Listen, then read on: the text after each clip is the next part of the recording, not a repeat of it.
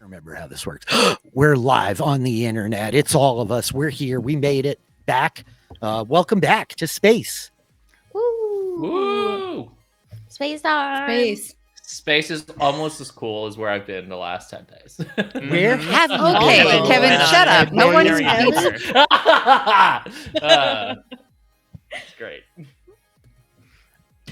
Where'd you go? How was your trip? How was your journey? You don't have to share more than you want to, but since you threw it out there.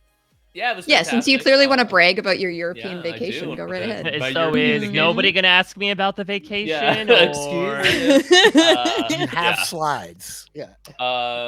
Me and my Everything is Super co-host, along with our significant others, went to Barcelona and Lisbon for the New Year holidays, and it was pretty fantastic. Haven't left the country in 8 years, so that was great to do. Wow. Really want to do that more often as we head into 2023. But it was really awesome. Saw some great sights. The food was psychotic. It was so delicious. My God, the amount of things we ate. Fantastic time overall. Good times. I was sick one day. That part sucked, but other than that, great. Now, sick? Are you talking like stomach Like illness? sick. Or are you Like talking he was just really like... cool. Oh, you're yeah, really no. awesome. I was real sick one day. Staying down I did forget the year was 1995. Yes, I should have looked at the calendar. Well, I'm not born yet. Lisbon is... You weren't born... Could ignore that. Oh, my head. I love to remind you all. Wow. Terrible. Yeah. Okay. My Ugh. God. Oh. Yeah, that's awful. I hate it. Thanks, I hate it. I'm sorry. Yeah. I'm sorry. Food. What'd you eat there? What was the best thing that you ate in Lisbon and or Barcelona? Oh, The God. food was good, but we need specifics, Kevin. It's hard to pinpoint the best thing. There's one restaurant we went to that we really splurged on called Alma that was absolutely incredible. Have you seen the movie The Menu or the trailer to The Menu? Because it was like that. Like they had like the preset that came out with different things. There was like this crispy pork belly that they served there, like just nonstop deliciousness. But overall in Barcelona specifically, I'm a huge seafood fan, so Lisbon and Barcelona both seafood forward. The squid in Barcelona, almost everywhere we went, I was ordering like calamari or grilled squid, and there was one place that had like a grilled squid sandwich, and it was absolutely just mind-blowingly delicious. Interesting. So every piece of squid I had in Barcelona was amazing. We went to a paella making class, so we made paella all together and had that, and that was really good. So yeah, that's some highlights, I guess, and of course lots of octopuses. So paella making class, so it's just like here are your ingredients, make paella. Yeah, I did the same thing in Barcelona. It's awesome. It was so much fun. Yeah. My Barcelona story, though, is that I was at a restaurant one night and I was traveling by myself. And so I was just sitting there reading Game of Thrones on my phone. And I wanted to order sangria. And there were like different options on the menu, but I was like, oh, it'll be like, one versus like a couple glass. Like I'll order like the bigger one. And then they brought out this like boot filled with sangria.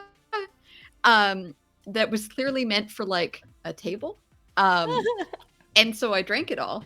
And the waiter seemed very impressed. And he's like, where are you from? And I was like, Canada? And he's like, oh, okay. And it like walked away as if that explained. That's not an assumption about Canada whatsoever. Yeah, I don't know what that meant. But yeah, so I was just like sitting there alone, like reading Game of Thrones, drinking sangria, and getting like way too drunk at like 5 o'clock in the evening. I mean, that sounds perfect, honestly. Yeah, it was pretty good. Yeah. I adore that you're using your Canadian just skills as a human being to impress the Spanish. Those notable lushes, the Canadians. Apparently, yeah. Really. Heavy drinkers, those Canadians.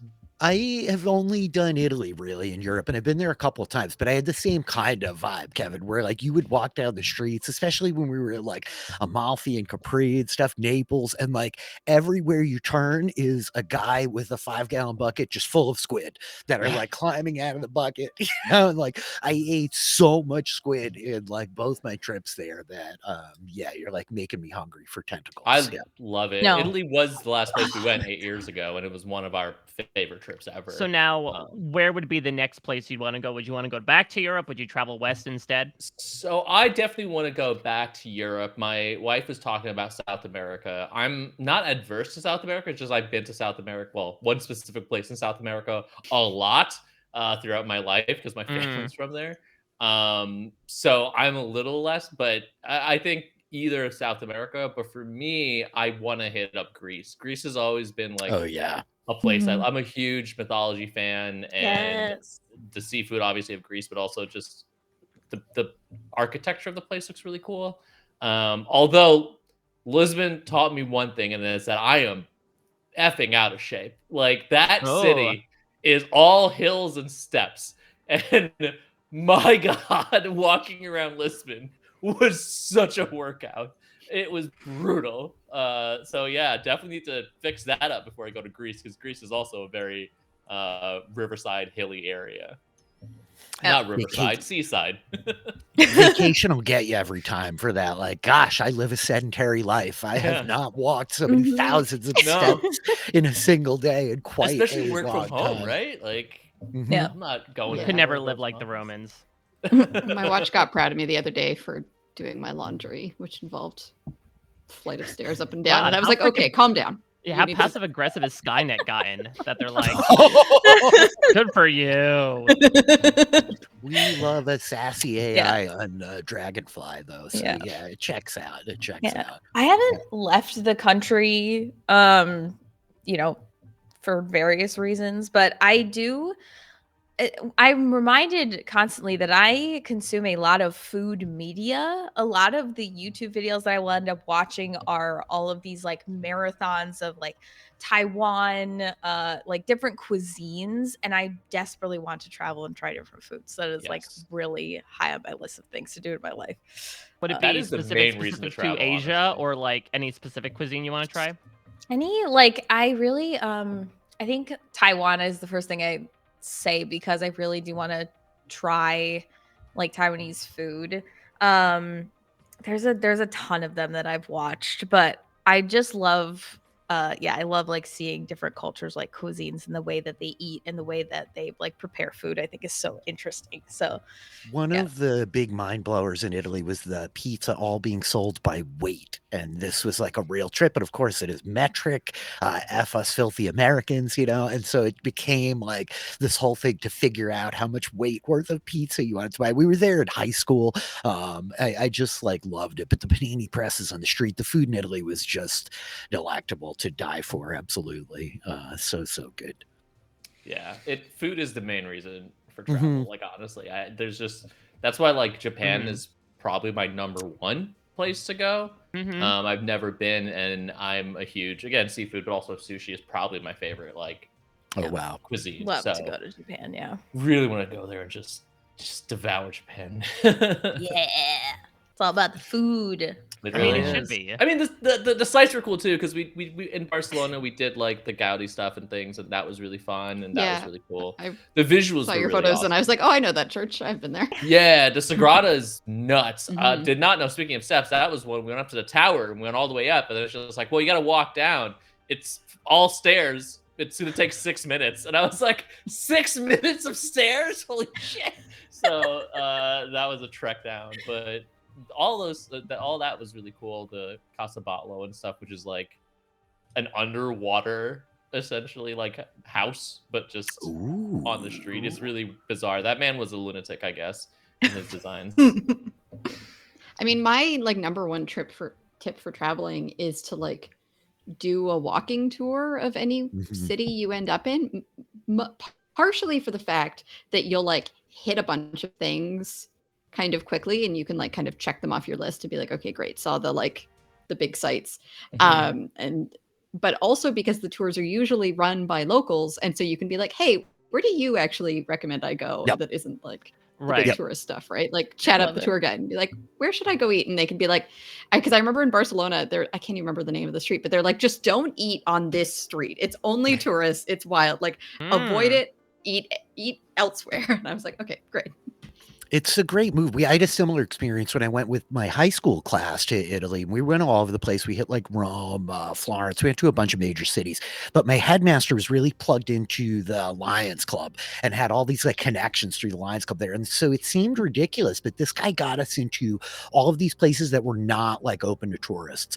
And in particular, there was this one church that had been involved in collecting the dead after the plagues during like the early kind of Renaissance and the end of the Dark Ages. I know we're not supposed to say the Dark Ages anymore, but so you would go down into, they literally like open these doors that do not get open to the public and brought us into the catacombs, into the basement below a couple of these very random no-name churches in the middle of Rome. And they had an entire altar built out of human bones, human skulls that made up the cross. The chandeliers in the ceiling were all made from finger bones and vertebrates. And I'm talking, they were like ornate. These had to be like 8,000 pieces of bone woven together to form these huge candelabras. It was like some crazy Ravenloft D&D shit, just straight up, right? Speaking of that, the London catacombs I want to go in so badly. Have you guys heard of those? Well, no, is it London or is it France? Oh, France no. has them. It's something in Europe, the catacombs. I want to go to the catacombs. I mean, I think there's all the catacombs in Europe. I can't think. I literally was just watching a video about it last night and I can't remember. It's a fascinating world out there, and what I loved about Europe is just the history. It's so easy to take for granted in North America that you're looking at the stuff that's old and it's like 2 centuries old, and you go out there and are like, oh yeah, this has been here for thousands of years.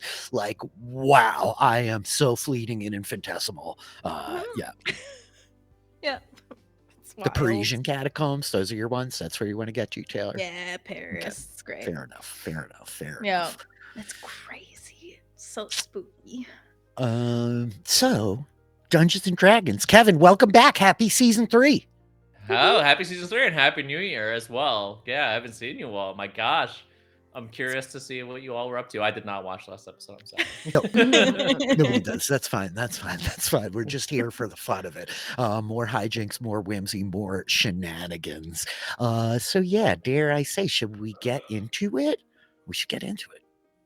So, where last we left our heroes after the events of season 2, the lot of you ended up stranded, many of you far removed from the ship, some thousands of miles away. You ended up spending some days on an asteroid hurtling through the stars, an asteroid called the Myriad, a convergence, a nexus, as we would, of many interdimensional portals connecting to the coterminous planes of existence, the shadow plane, the Feywild, and many of the alternate realities layered over this one. As it was, the group of you recollected yourselves and began your journey back to Homeworld. Homeworld, of course, affectionately named during a very clever promotional campaign to bring to it a influx of new residents in the centuries past, and it succeeded quite thoroughly, as it is a homeworld to few but many now, if you follow, nonetheless. As we opened on our episode last week, the Dragonfly, having spent about a month sailing through the Sea of Stars to return to Homeworld from the Myriad, you gained your first of many revelations, Naya, in that you discovered Homeworld is in fact a gigantic turtle with a world upon its back, the entirety of the planet built upon its shell as it hurtles through the starscape. Seems right. Checks out. Reya, 2 thumbs up, big Firbolg thumbs.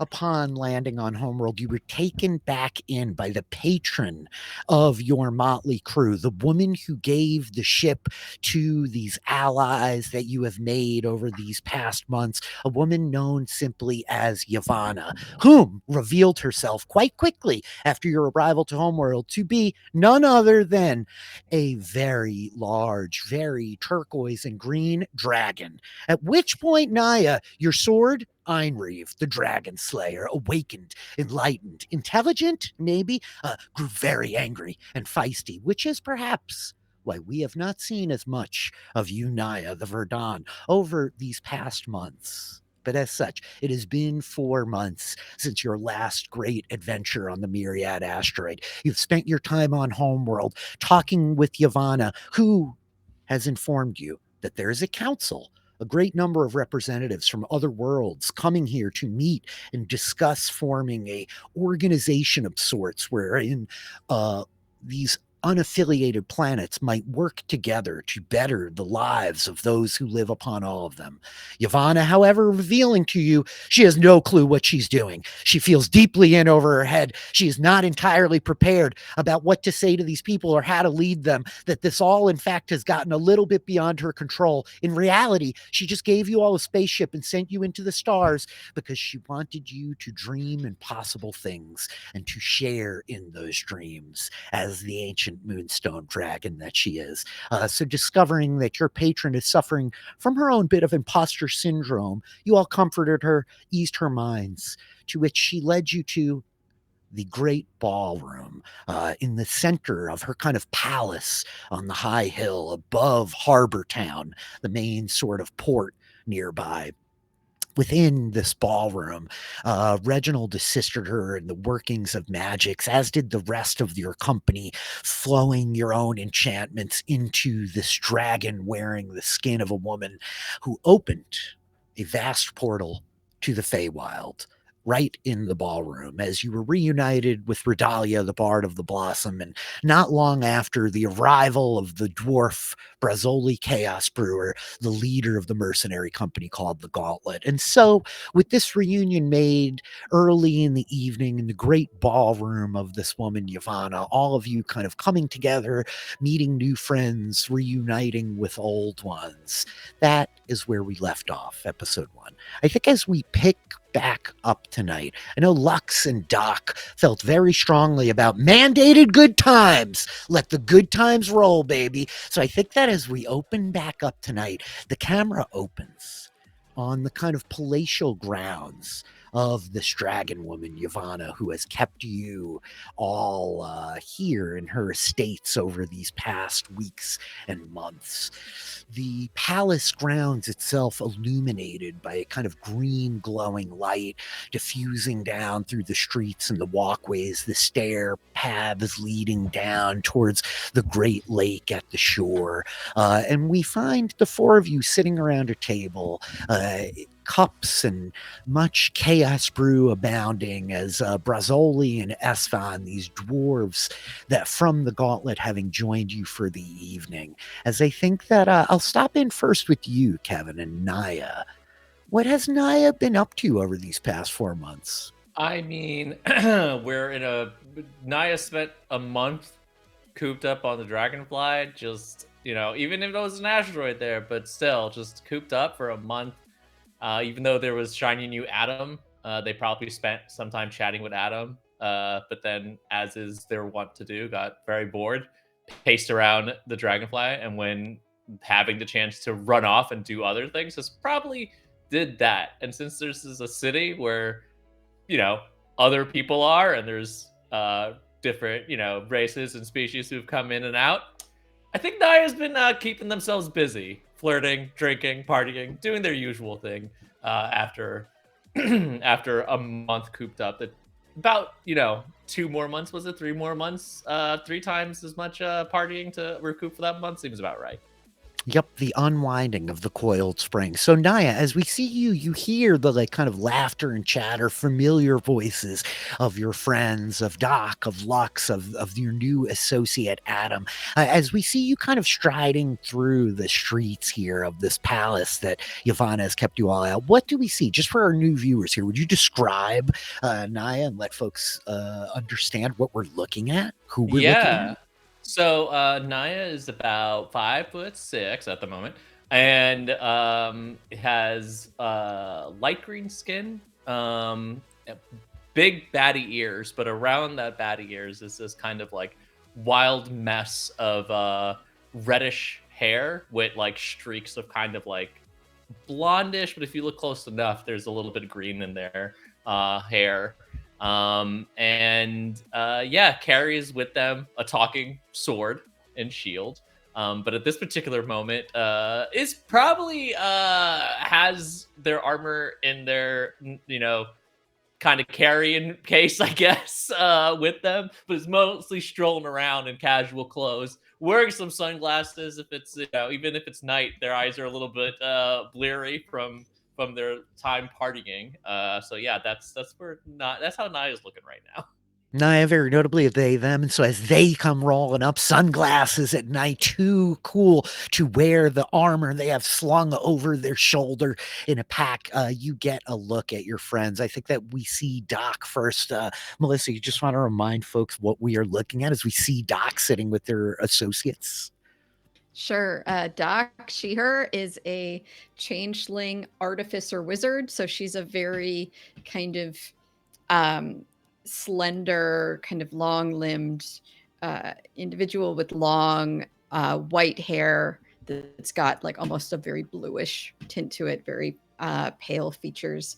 And she's got kind of a steampunky vibe to her gear. She's got kind of goggles on her head and like a vest that has many pockets for, and a belt with like many utilities and stuff. And she is accompanied by her small mechanical dragon, Waffle, who will, fly around and squeak and make noises. What kind of noises were those? I'm sorry, did you? Yep, there it is. It's so good. And I think that as Naya looks, noting Doc and Waffle sitting beside her bestie, the one and only, the pilot of the Dragonfly, Lux. Lux, what are we looking at? Lux, her, also a changeling. I think that as she's been kind of walking around Homeworld, I think Lux she's kind of in her normal, it's like pirate garb. She has this kind of flowy white shirt with a vest, some leather pants and boots. I think that she's adopted kind of a more human-looking appearance with this sort of really short black hair as they've kind of been hanging out, and she's settling back into some old habits maybe. But yeah. Horizon Walker Ranger, she carries her evil bow. I was about to say trusty, but it's certainly not trustworthy at all. Well, it's trustworthy to insult you at your lowest moments. Yeah, it does Yes, do a yeah. lot of that. You can Yeah. trust it. It is reliable. Yeah. Well, I guess. The evil bow, Kadras, and Yeah, Yeah, it reliably sucks. yes. Indeed, it does. And sitting with the pair of you, the newest crew of the Dragonfly, A.D.A.M, you want to just tell us what we're looking at, Adam? Absolutely. A.D.A.M, which stands for Astronomically Destructive Antagonist Machine, is the newest companion on the Dragonfly, a former creation, or should I say, first creation of an evil mad scientist, or at least wannabe conqueror of the galaxy, who has been now given the order to, quote, do good, and is trying to figure out exactly what the hell that is. He is an autognome, who is a 2'9", essentially mechanical menace, in a manner of speaking. And what you see right now is, while everyone else are seated at chairs around the table, kind of is taking the liberty of bending his legs into several 90-degree angles to essentially create his own chair. And you see in his hands are, I would say, at least a dozen flagons of ale. He's been offered them throughout the night. He doesn't know what to do with them, and so he's just kind of holding on to them, hoping that something will happen or someone will take them off his hands, because he assumes that's what proper etiquette is.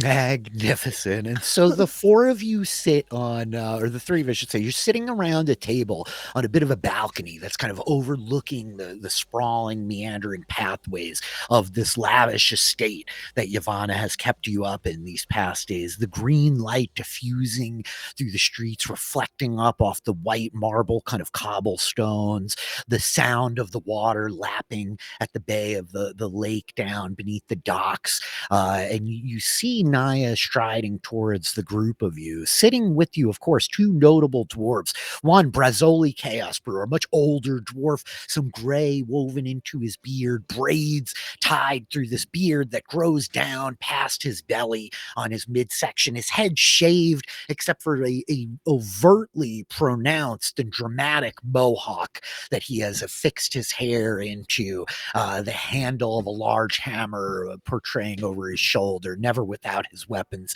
And at his side, a much kind of younger dwarf in Esfon, Rockbelly, that you see standing here with you. He seems a bit frazzled, his hair brown, curly, the beard pulling itself back in tight of these voluminous curls. He's always got a bit of a panicked, put upon look in his eyes, especially as he is working so closely with the commander of his mercenary outfit.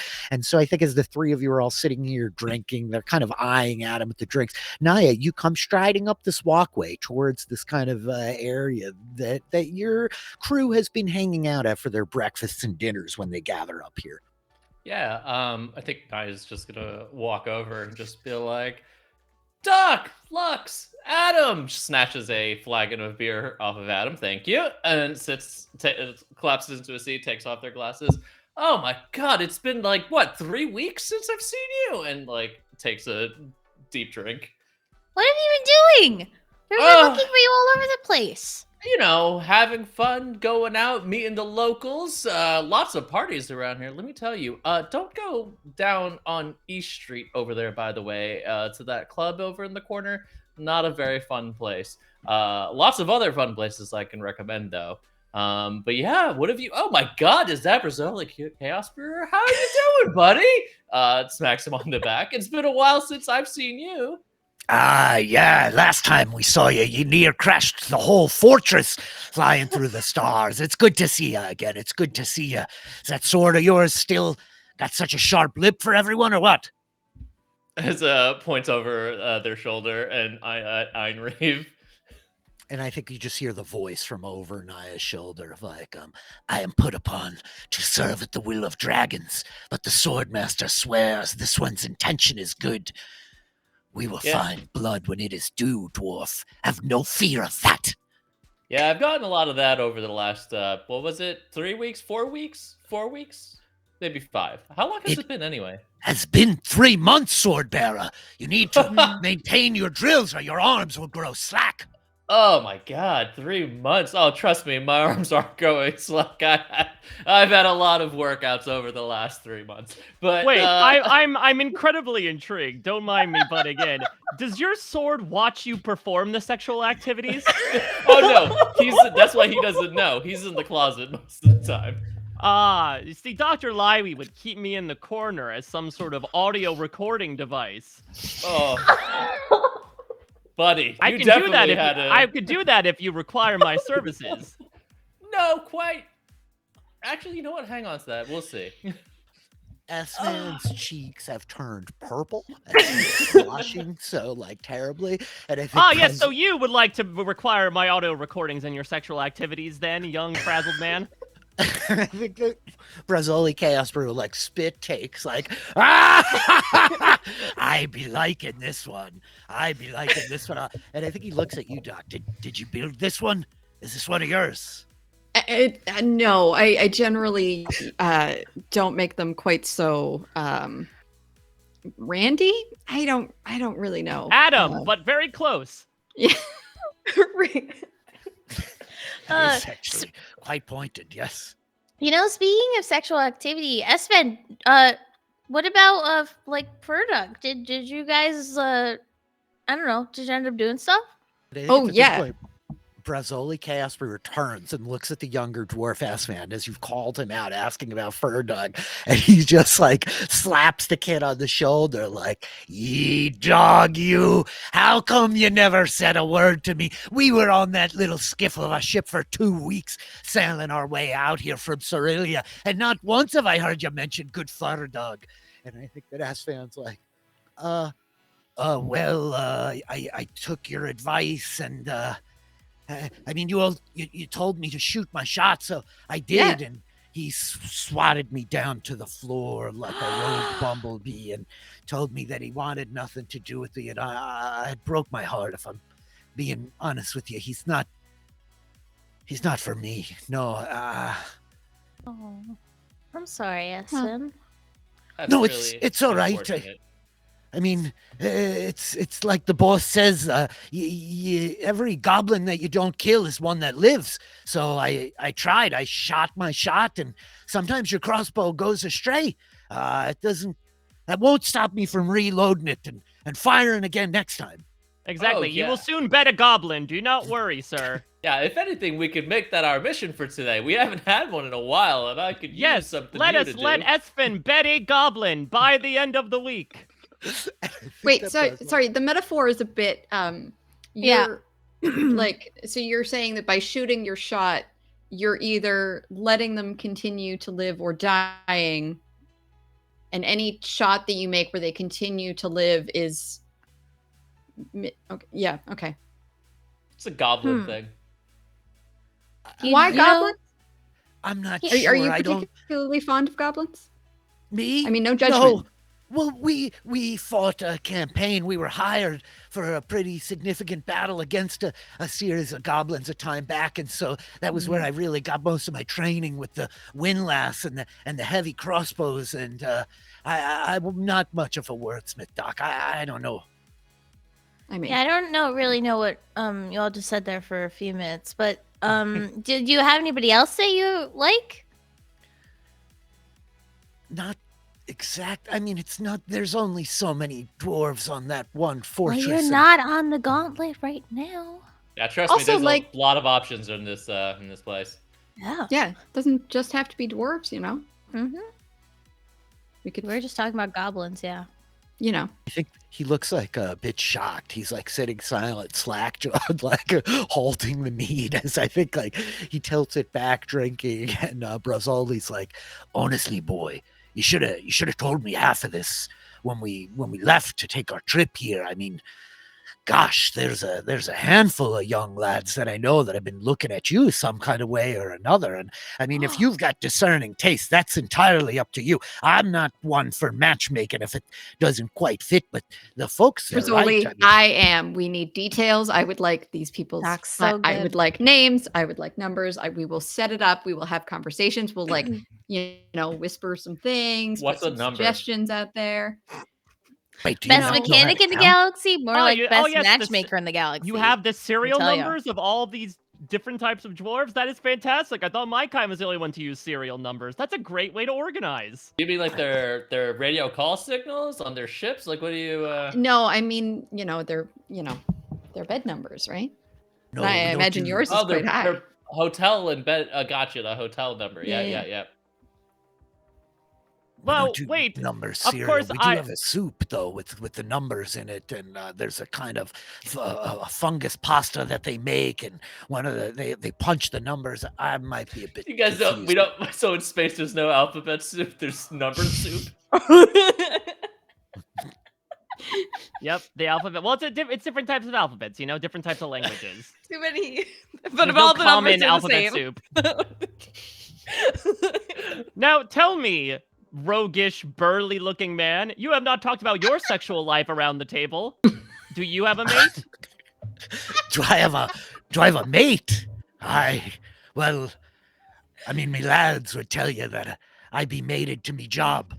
I am the leader of the fiercest fighting force that, well, at least is on this particular planet at this given moment. I'm more of a career sort, although there is somebody that's been in my dreams of late, and I you have don't know dreams? that's. I've become rather obsessed with dreams. Please tell.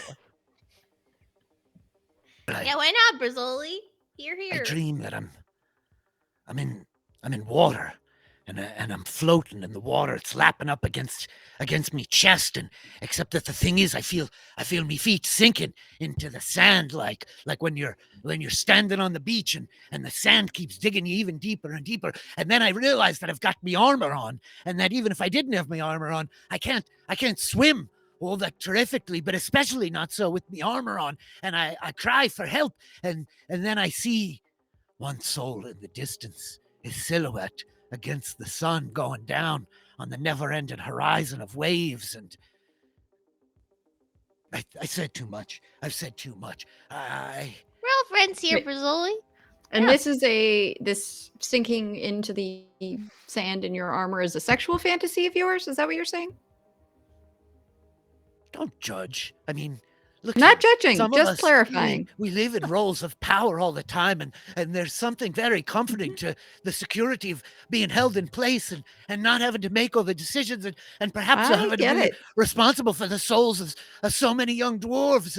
And I just see his For silhouette sure. there, massive, blocking out the sun in front of me in the bow tie. And it's just, it's been coming for every few days now, for a few months, and I might have said too much. No, I think you said exactly enough. Oh boy. I will go back to the manor and write down this dream in the many journals. I'm sure this will be Yeah, a fantastic leave it around the note. library. See what happens. Also, buddy, not for nothing. Maybe you want to take some days off. It sounds like. Honestly, that's what I did. I mean, I don't even know if the boys back on Cerelia know that we left. They're fighting a whole ground war. It's a little confusing because it's a water world, so the ground is underwater. Anyway, we've been holding our position. The Sahagwin have all fallen back to the northern hemisphere. The Triton are holding their positions well, and I was getting a bit bored and a bit pent up, pacing grooves into the floor, if you would. So I saw an opportunity. I said, 2 weeks round trip. That gives us a straight month. Come on, S-Fan. Load the crates. We're going to Homeworld. We're going to see our friends. I'm glad that I did too. So Have where you is met this? the War Beam, Rizzoli? Oh, I heard about him. He's marshaling most of the defenses in Hueroto. Yeah. You really, you gotta meet him. I feel like you two would get along really great. We've not had quite an opportunity yet. Most of my work is up above the surface in the fortress, as it were, directing troop movements and all this. And I think at this point, Asvan's tapping you on the shoulder, Naya, like, excuse me, where did you say that these nightlife clubs were? I'm I'm just beginning to realize I might have a second lease on life here, and well, maybe it doesn't have to be a dwarf. Oh, do I have places for you? Naya's definitely going to list out at least 4 to 5 places within travel distance that A day's ride. Yeah. I love how much sense it makes for Naya to know more about the homeworld nightlife than either Doc or Lux to have lived I've here. been here for months doing nothing but the nightlife. I know, but Doc and Lux are from homeworld and they don't know nearly as much. No, absolutely not. Absolutely not. I thought it was a nocturnal planet. Didn't even realize there was a daytime here. Yeah. The sun comes up. What the hell? So I think Asfan's like, is it too late? I mean, I'm thinking, Captain, if it's all right, if you're done with me for the evening, maybe I'm gonna head down to the town and see if I can't, work Ferdug out of my system. And I think that Brazzoli is like, you do that, boy. You do that. I'll give the rest of the names to Doc. We'll have a good list for once we get back home. But you live your best life. Let your beard hairs loose. Let your toe hair uncurl. You do whatever you got to do. Definitely check out this club, Reinvigoration. First place I would go. Tell them that Naya sent you. You'll get a good deal with the bartender. That's probably where you want to check out first. I absolutely will. Thank you. It's so good to see you all again. I'm sure that we'll run into each other. And so Asfan gets up, making Maybe we will. Nice, so young for me, I guess. And leaving the lot of you sitting here at the table with Brazzoli, who I think is tilting back the chaos brew. I'll be honest, I'm worn a bit thin. And now that you've been talking about these dreams, I'm thinking I might like to get myself to sleep sooner than later. Anyway, I bet you would. Yeah, it's good seeing you all again after so long. Yeah, I'm sure I'll see you around in the next few days. Hey, we brought your friend there, Reese Drannon. He came on the ship. He should be down in town somewhere. I'm not sure. He said that he was looking to get himself a room. Not so comfortable up here in the noble quarters, but anyway, I'm back for my chambers, but I'm sure I'll see you in the days to come. Yeah, you should tell us about the whole kobold revolution. Unless you have more sexual fantasies to talk about. No, that's just the one that's been looping around. It's going good. The kobolds not very organized. They're a bit messy, but that Warbeam fella, he seems to have rallied them all up. They take orders really well. I guess that's the upside of the downside of a generation of slavery. Nonetheless, the Tritons, they're really stepping up to the plate, trying to teach the kobolds about, shoes and clothes that cover the lower half of their torsos, and building weaponry. And they've escorted a great deal of sea turtles in. We're using them for major migrations, troop movements. I mean, like I say, the Sahagwin have all really fallen back to the cold water. The northern hemisphere, it's darker, it's chillier. They're marshaling their own defenses. But it's been a bit of a standstill for the last few weeks, at least. Well, that seems like good news. I mean, I know that's what part of your buddy Reese Drannon there was coming to ask about, was some further support if we could. We've just only got so many troops, and they really need a little shot in the arm for the last push to sort of put the bow on this thing. Heck yeah. Should go find Reese. He's staying down in town somewhere. I don't know. I didn't really get a good look at the place. Never been here before. You don't fight any wars on this planet, so little cause for me and my kin to come this way. Mm-hmm. Yeah, fair enough.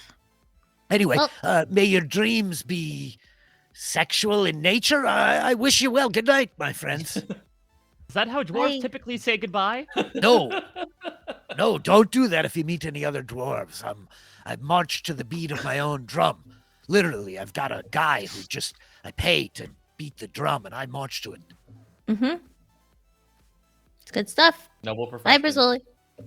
And so I think that with that, he like waves, wandering off, leaving the five of you like sitting at this table in the evening air, the sound of the water lapping against the shore, kind of soft breeze kind of cutting through the air. And yeah, I don't know if there's anything else you all want to do, if there's a conversation you're all having, whether you hang out.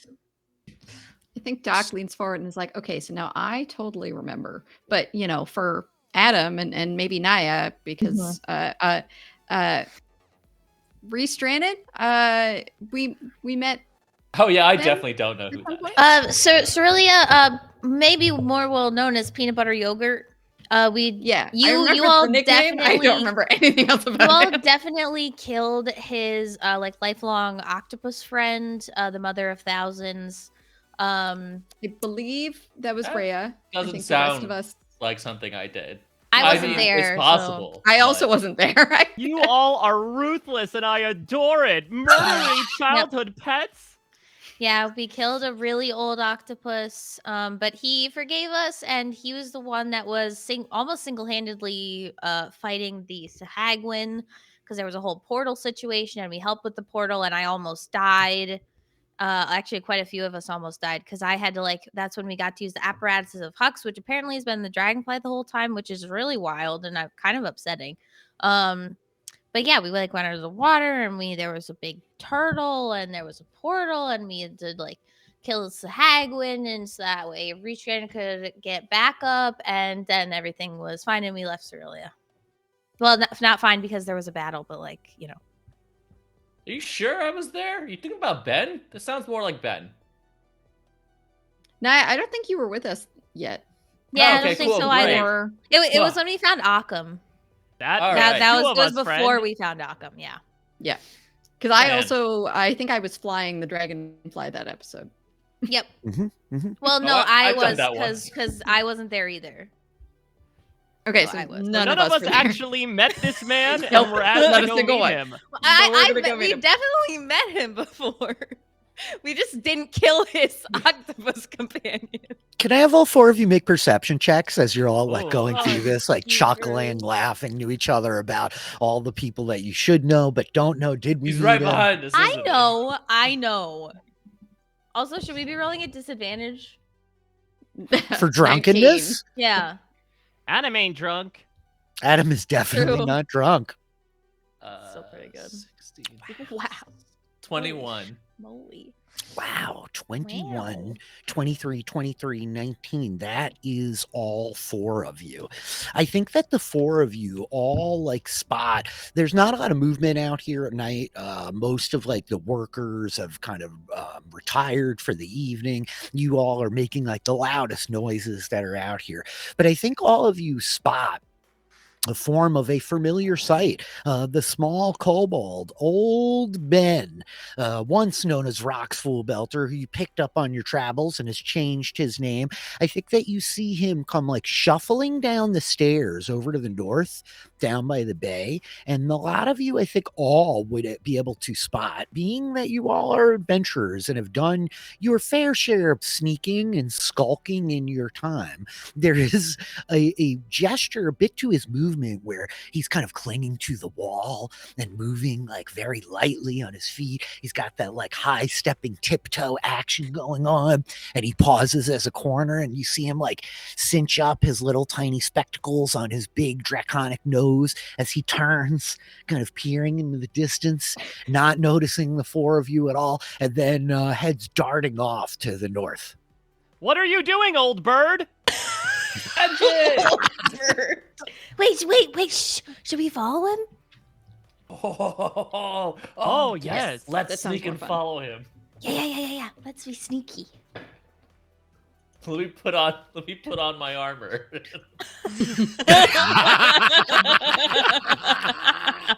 Are you going to stop to put on your armor? Yeah, why not? Can we doesn't help? it take an hour? Yeah, can we Does it help? take No. an hour? It takes 10 Expedite this minutes. process? Oh, okay. We still want to expedite this process. Somebody help. I'm putting on the armor while following. Of course I There you am. go. You can do two things at once. What Crash. What about Doc and Lux? Are you two wearing armor? Adam was born in his armor. Oh yeah. I think. Do I even wear armor normally? I don't know. Yeah, I think you might. You might wear leather armor or something like that. Or you Studded even leather, breastplate, yeah. don't you? Oh no, I'm No, imagining studded leather. That would have been breastplate. Probably would have been handy at some point, but it's fine. We'll get there. That Package reminds is so me. good at Actually, I everything. should have. Weren't we crafting stuff with the dragon scales? Yes, we will talk We had about it. time off, Basically, yeah. there was we'll talk about it, but there's Yeah. one red dragon scale that you had found that you were talking about having affixed to your shield, but there was a whole green dragon hide from the one that you killed on the moon base that armor was going to be crafted and stuff. So, yep. Yeah. Brutal. Um, Yeah, I think Lux is wearing her leather armor of cold resistance. Yeah. Okay. So, Sure. with that, the four of you are going to break off and kind of come following Ben, as it were.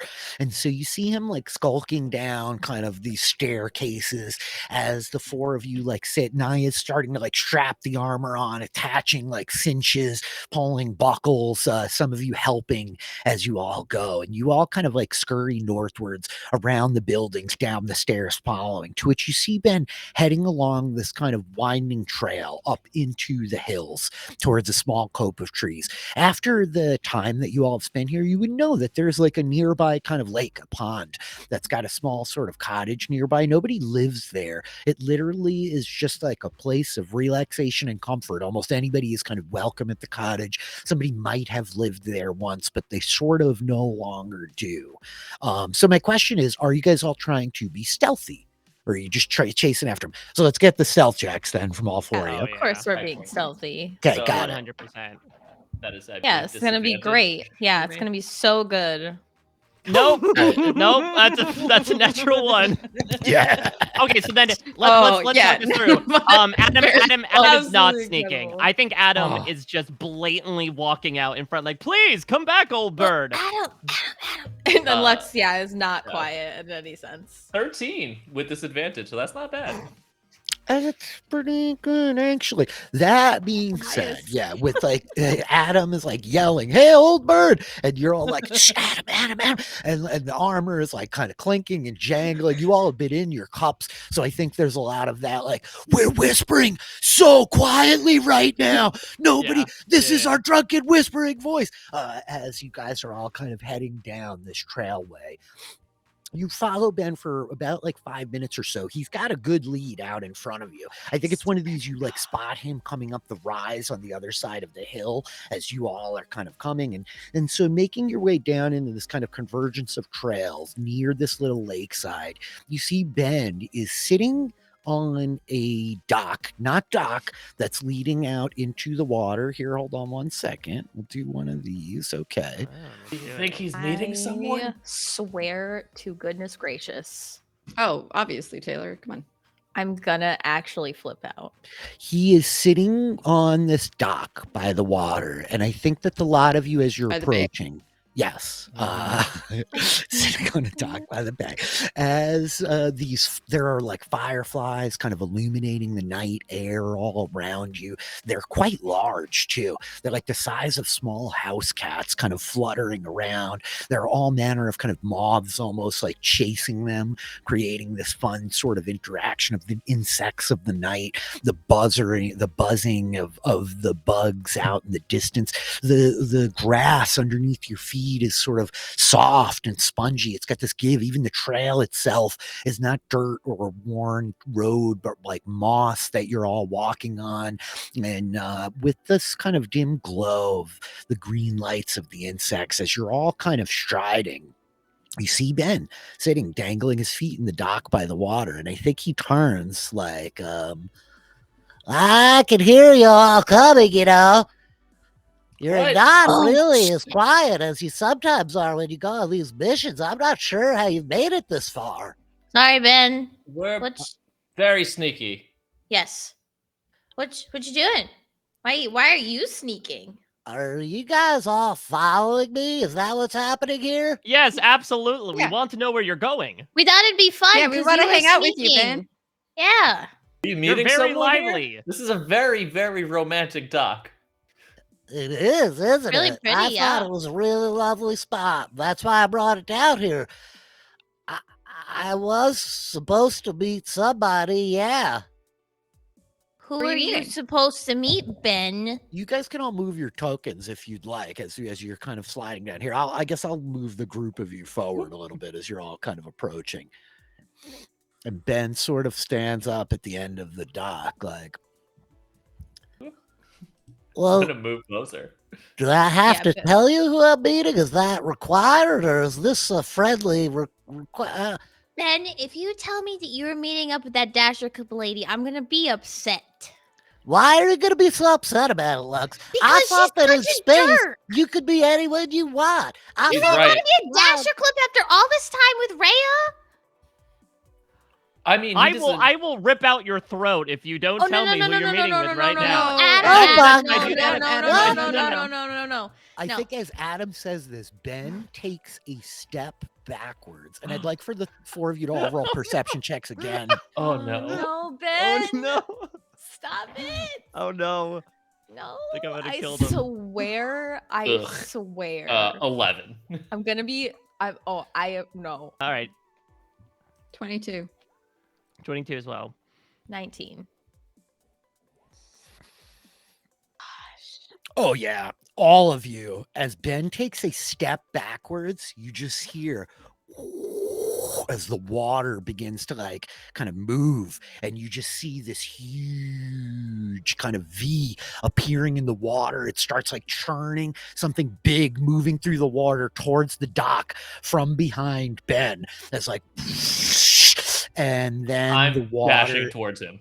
Got it. Ben, watch out. Yes. I'm not Do even we- do we shouting have- or warning. wait, I'm just Could running this be straight the for one him. he was trying to meet? How much can I move? 30 feet, right? Do we have a second before? Guess Like, that's do we here. have a second? Like, do we have? Are we just watching him fall? You have into the a fucking- second. What are you trying to do in your second, Lux? a second?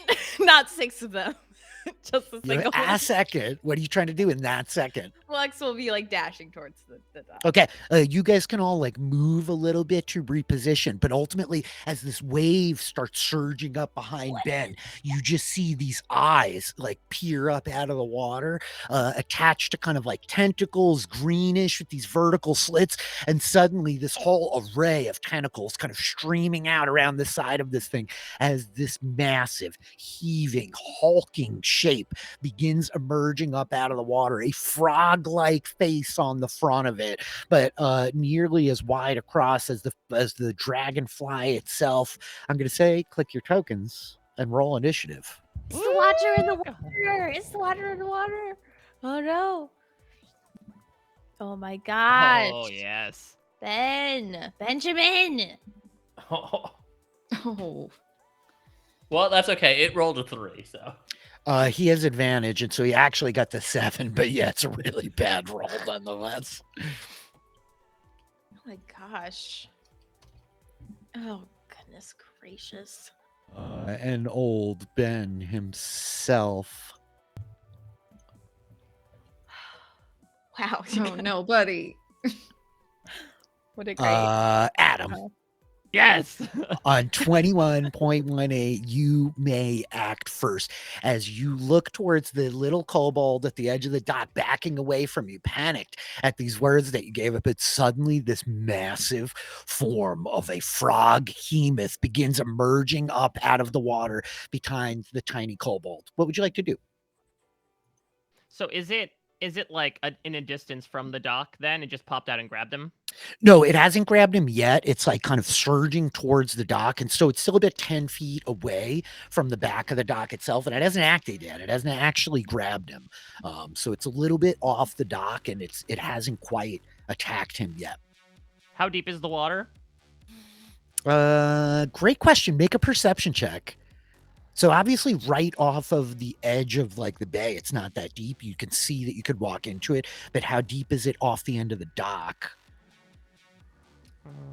Let's see. 24. You 24. could see pretty clearly. So by the end of the dock, it's literally like 10 feet deep. It's much deeper than you would have expected it to be. The pool gets deep pretty quickly off the shore. I can't breathe anyway. Cool. So he will. Yeah, I'll do this. Feeling perhaps that he had done something wrong by threatening old Ben's life to extort the name of his compatriot, Adam will recklessly run down the dock, jump off of it, brandish his warhammer, and land on the frog-like creature intending to strike it. Excellent. Let me have you make an athletics check to see if you can land exactly on the frog-like creature. Let's see. Or your strength is really high. You're in good shape. Yeah, the I was athletics gonna check say with the- 17. yeah, with the 17, you manage to like sink your feet into the side of like its shoulder, landing easily on it as you come vaulting past old Ben, landing right on top of this guy, Adam.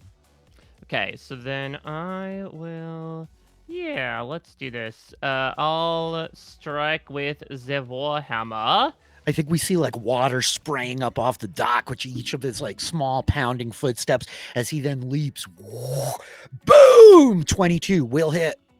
For 10 bludgeoning damage. Okay, got it. Boom! Water like spraying off the frog, which we hear like as like its eyes twist down on these kind of tentacles, bending around to like look down at the small form of the metal man now perched on its shoulder. Adam, that was your movement. That was your action. You have a second attack. So is it, would you call this one size larger than me, or is it two sizes? It's 2 sizes larger okay. than you, technically. Okay, then I will just strike at it again, and let's see what we can do. More frog pounding. 21 Yeah, hits. Boom! for another 5 damage. 5 points of bludgeoning damage as you bring the warhammer around again, like smashing, water erupting like a geyser, creating this almost kind of like luminous green mist in the air as it comes like spraying down. Adam, that was your movement. That was your action. Bonus action. Anything else? No, I think he's gonna look around and say, "I'm a parrot now. This is incredible." Which brings us to Naya, freshly armored, charging, already in full motion.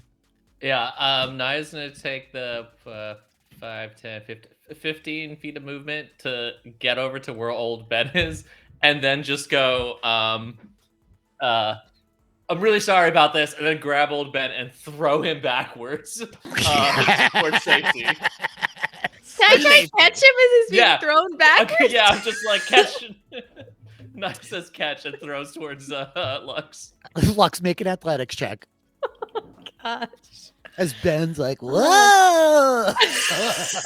Flying backwards through I'm- the air. I think I'm his not that sandals bad at come that. like cartwheeling off. One of them lands in the boat. Funny.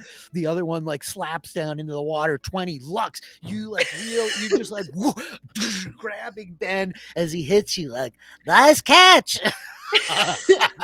Like holding Ben like a little like angry cat in front of you, dangling his feet up off the air. Naya, yeah, we could say that was one of your attacks. Is that your whole action?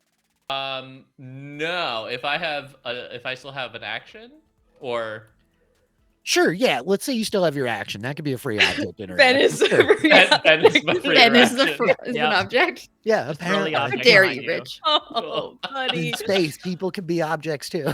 He's our Some object. people like being He's objects. our object. DM Oh, Philly always no. objectifying the kobolds, man. Yep. Mhm. I'm gonna go ahead and run my hand across my blade to channel divinity and cast sacred weapon on my sword. Okay, very cool. So yeah, crisscrossing lines of yellow energy are flowing down its length. And then I'm also gonna be like, you don't talk, do you? Cool, great. Just have to check. And with that, Naya is up. Lux, you're up. Yeah, okay. I think that Lux Wait. Ben in, Oh no, you are up. You are up. Sorry. oh no, all good. See, I think with Ben in her hands. I think Lux is like, okay, hang on, okay. And for the first time, why not? Lux is gonna cast haste on herself. Ooh. So I think that so maybe like the light from these like fireflies starts to kind of whirl around her in almost this like the rings of Saturn sort of spinning around her, and she will run with the double speed. Will run 30 feet over near the cottage. And Okay. we'll put Ben down. Stay here. Okay. I love you, buddy. Okay, just remember that. And then we'll run right back to where she was. And I think that's all that she can do because that was my action. Yeah, and I think she'll just hang out there and just like holding the bow ready to go for next time. But As Lux like goes flying, kind of like streaking away from the dock, dropping Ben down by the building, and then she yanks the bow out. We see the small red eyes open of the small angry face, like, why are you running, coward? You have allowed your friends in danger, weakling. Always you are fleeing, running. I think she'll like squeeze the face and she'll like activate I'm contract. still under you. You can try to stop me, but you cannot silence me. Lux takes 12 points of damage. And Lux takes 12 points of Oh. necrotic damage as the demonic man. teeth bite into the palm of her hand, draining her life essence to fuel its own magic. With that, Man, Lux. I sure hope it's worth it for you to like deal. I know, like, is it ever worth so slightly more having a damage? badass bow that's gonna bite you for 12 damage? I mean, I've been saying like does more Jack damage. trying to get this stupid bow away from I Lux. don't know. It's One of these magic. days, it will be very bad. So That's the hope. I can't wait. It's great. Molly Maku. With that, the froghemoth will go. It is going to try to bite A.D.A.M, who is like perched down right on his shoulder. First of all, actually, let me start with the start. It's going to throw a tentacle at Naya. Wow, that is not a 20. 22? That hits because I don't have Shield of Faith up. Okay, excellent. I'm going to just re-roll here and use that one for the damage so it's not going to crit. You take 19 points of bludgeoning damage, and you are grappled. How dare you? Also, Rich, you are whispering it unless you're meant to. Oh, doing no, that. I do not mean to be. As one tentacle is reaching out now, attached to Naya. The second attack... You said 19 points of damage? Bludgeoning, yes. Yep. For its second attack, it's going to move forward. Actually, no, it's going to stay right where it is. It's going to use its second attack to try to bite A.D.A.M. 22 to hit A.D.A.M. Oh, that'll hit. Yep. Okay, A.D.A.M. Actually, you know what? No, no, it won't. I'm gonna use my runic shield to make it re-roll. Oh, what does that look like, A.D.A.M? What do we see?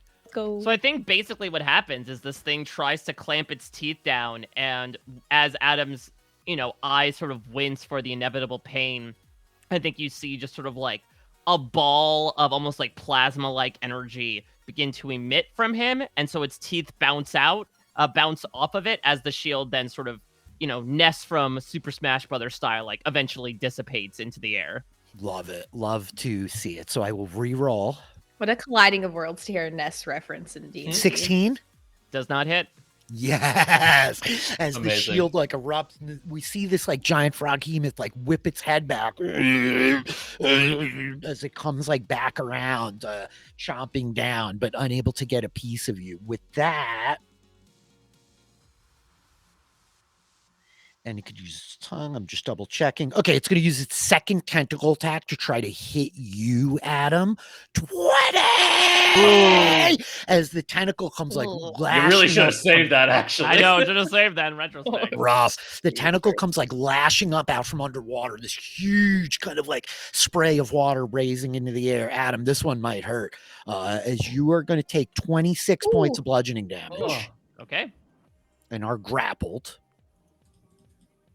Yikes. Am I still on top of him? Yes, it's like Okay, that's holding good. you on top of itself, as it were. Here's my very cheesy tentacle drawings.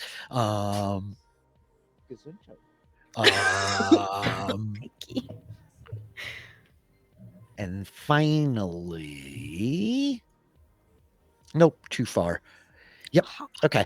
It's got A.D.A.M here. He's not able to eat it. It's gonna just hold its ground where it is. That is the Froghemoth's turn, which is gonna bring us to Ben himself, who's standing back here, is like looking over all of you, and I think that he is gonna be.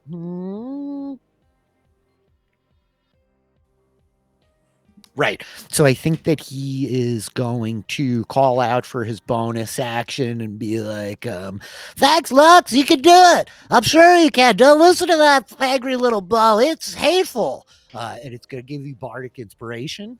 Thanks, Ben. Aw. What's the dice? D8. Okay. From old Ben. I love the question mark then- on the end of that. He is going to, he just raises up. He doesn't have his little crossbow with him. Oh. I think he pulls his dagger out and is like, I'm a little underarmed for this one, guys. I'm sorry. And he's holding his ground back here. Doc, you're up. That's okay, Ben. Just your encouragement is really great. Stay safe. And then she's going to run forward and cast Fairy Fire on the Froghemoth. Actually, order of operations, you're rich. If Waffle is about to cast a spell that is infused within him, I can still cast the spell on my turn, right? Yeah, for sure. Cool. Yep. Okay. The Fairy Fire thing, I think. Oh, are you going to try to aim it so it's not hitting A.D.A.M? Is that the idea? Is it possible to like aim on the lower half? Sure. Yeah, sure. We'll give This it thing to is you. so much bigger. It is. It's gigantically big enough. It's big enough to be terrain in the actual battle. So you're going to cast Fairy Fire. I'm going to make a dex saving throw. Gosh, all these off 20s. Ooh. 19 Oh, yeah, that'll succeeds. save. Yep, that succeeds. Well, What that's a bummer. jerk. That's okay.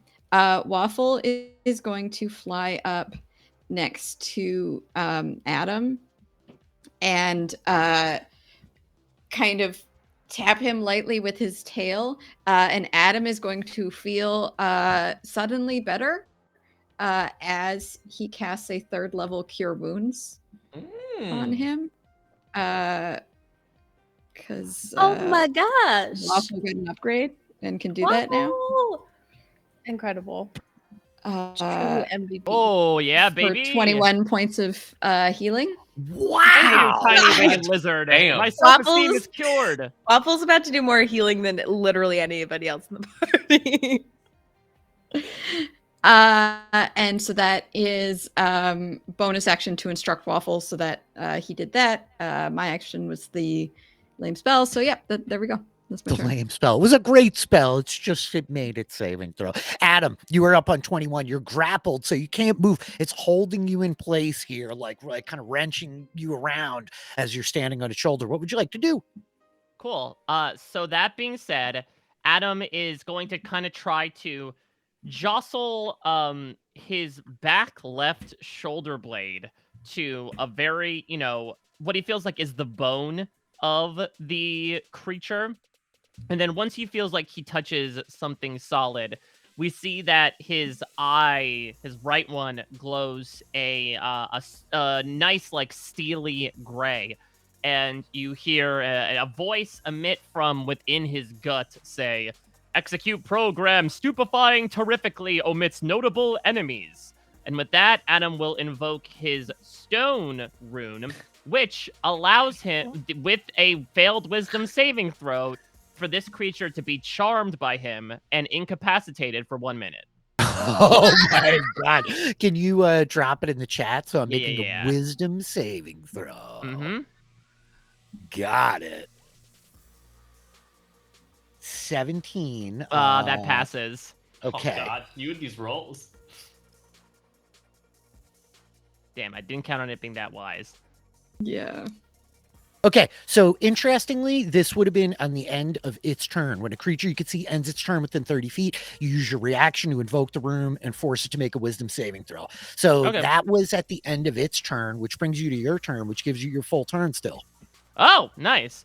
Am I still able to? Is grappled the same thing as incapacitated? Like, am I No. able to attack? Okay. You can No. attack, you just Yeah, can't move. Yeah. Okay. I mean, listen. I'm not going anywhere. Mhm. Spoiler alert. I'm not really seeing many options around me. So I think Adam's just going to then keep striking at the now much more, burdened by the movement, but, it's trying to dig into the squishy tissue around it in hopes of finding a soft spot that might have it drop. Another The 22 squishy tissue. 22 totally hits. for another 10. Okay. And then let's do it one more time for 25. Yes, There you go. totally. You give me good hits. rolls, I give you good rolls back for another 7. So another 17 total as Adam continues to just drive with vigor into the squishy musculature of this froghemoth. Water like spraying all over the place. Adam is just wailing away at this giant frog monstrosity. That is his turn. That brings us to Naya on 14-1-2. Cool. So Naya has a tentacle wrapped around them, right? Yes. Naya kind of smiles and laughs for a moment, and then grabs hold of the tentacle and will attack the tentacle, which is part of this monstrosity. It sure is. Go for it. Cool. So this is why I love this. So I rolled a 7, but I have a plus 13 to hit. Yes. That is a 20. Oh my gosh. Okay, and rolling damage. Oh, roll the 1 on the damage? Okay, so that's 1 plus 5, so 6 for the first hit. Got it. And then swinging again for second attack. You could do better than that, Sword Master. Which is a 7 again plus the 13, so 20. And that's a 9 on that one. Got it. This is no great worm, but it's good practice. You've been having way too much fun these last nights, Swordmaster. You're right. I should have. I should have been practicing. My arms feel all weak and spindly. Naya cleaving away at these tentacles, which is now bleeding, this thick kind of green viscous blood spilling down into the water. That's your turn, Naya? Yeah, because I can't use a bonus action to try and break free. That would be Nope. an action, right? Would take your full action, yep. Cool. So that's going to bring us to Lux. Okay, Rich, I have a question. Oh, boy. Are these little boats really here? Yeah. Okay. How ridiculously impossible would it be for Lux to try and jump in one of these boats so that it starts to move out onto the water? Yeah, let's do this shit, Legolas. I'm ready. Yeah. Waiting for the fancy maneuvers. Let's do it. All right, yeah, Lux is gonna try and jump in one of the boats. Yeah, kind of, give it the momentum to slowly start pushing out into the water. What's hilarious is I just went to search for a boat token, but I typed Legolas. So Was he there? I'm curious. He was not. No. I think Doc yells, yeah, Join the party. why should shoot be- from the same of ground as, Lux floats out into the water completely unnecessarily. No, forget that. What would that? What would the point of that be? Yeah. Exactly. What's the rest of the fun? They showed me the SS Legolas. So make an athletics Can or you an go this acrobatics one over check. here? This Sure. guy? Yeah. Okay, perfect. What Give am I me an doing? acrobatics check to see if you can balance in the boat and hold your footing as you come surging surging off the coast. I don't have advantage on dex checks. It's just dex saving throws. Is that right? Yep. Probably. Dex saving It's even funnier throws. that you're going so fast. Yeah. Oh yeah. Yeah. Speed demon. All right, acrobatics. 11. Oh no! In I the think- water. Yeah, I think that the boat comes surging forward way faster than you anticipated, Lux, and you manage to get your footing in it is the deal. But as it comes rolling forward, the water is churning everywhere. The frog in its tentacles underwater, it's stomping and flailing, its body moving around like Godzilla. And I think that you manage to not capsize the entire boat, but you do fall face first down into the boat, smashing your face into the front prow of the thing as you hear this voice from down at the bottom of the boat "Fool, I am made to kill from a distance, but no fool." Okay. All right, so Lux is now engaged with this thing. Mhm. So okay, all right. So in a wasted effort, I think Lux huffs and will use her bonus action to Misty Step back to the shore. Valiant effort, Lux. Nobody saw that. Nobody saw that at all. And she will fire her 3 attacks at this frog behemoth. Okay. Without Hunter's Mark, because I had to waste my bonus action. Okay, I have all the things stacked. Let's go. Oh my gosh, 13? That's a miss. Ooh. I swear. 21. Oh, you there go. we go. 21 totally hits. Right? And this is on the. Oh my. Wow. fucking- I think the bow is just like, why are you not better? Why Like are that. you so weak? Yeah, 7 points of all necrotic damage. Third Got it. attack. 27. That one hits solidly. Come on. There we go. 17 points of necrotic damage. Better. Jeepers. Oh my god, what a Be turn. that way every time. Lux, that was your action, your bonus action, your hasted action, and your movement. Yes. And now, Actually, I planned that. Adam, now you can get on the boat. Oh, that'd be fantastic, except these tentacles are holding me down, but I greatly appreciate the Now you're comical super faceplant in this strong. time of need. This guy's great. Glad he joined the team. anyway. I think as this whole exchange happens, we see the boat lifted into the air, just like thrown, cartwheeling off to the side as 2 more tentacles rise up out of the water and it flails forward. It's going to attack you, Lux, with a tentacle. Okay. 16. Misses. Very nice. Second attack for you with the tentacle. Yeah. 25, That'll do it. Ooh. Yeah. which will deal 19 points of bludgeoning damage to you, and you're grappled. Great. Love it. Always love to see it. That's that. Then it's gonna wheel around and try to bite Adam again. Mm-hmm. I Can think I you- deflect this attack from Waffle? Sure, you could try. Yeah, So disadvantage on the attack. which brings it a 13, which was probably a big miss. That's a big old miss. I think. What is it? You are my new best friend. I love you, Waffle. How does Waffle deflect it, Melissa? As like he comes like looming down with this giant mouth to swallow the tiny metal person. I think he just sort of like flaps his wings really quickly in the mouth and sort of like startles the frog. Like, what is happening? Okie dokie. Oops, that was totally the wrong target. I was that gonna drew. say, I think you grappled Doc by accident. I did. How dare I? Uh-huh. Okie doke. That was its turn. Old Ben goes. I think that. Ooh, old Ben, buddy. Did his best. He ruined his hot date. I think that he's going to use his bonus action again here to. Let me just move him a little bit. Actually, what's he got here? 30 feet. Yeah. I think that he darts forward a little bit and he's going to call out some encouragement to you, Doc, of like, I'm keeping real safe back here, Doc. Don't worry about it, but you got this thing. I'm sure you got. Look how much tougher Waffle is. Make sure you take care of that new guy. We don't want him getting swallowed by this big giant thing. Okay, I'm going to go hide. As he goes like running back over towards the building. What's everybody's passive perception? I have Bardic Inspiration Oh, and I did no. not use it on that freaking acrobatics Oh, check. and yeah. I'm so upset about it. Sorry, 17. 16. And 15.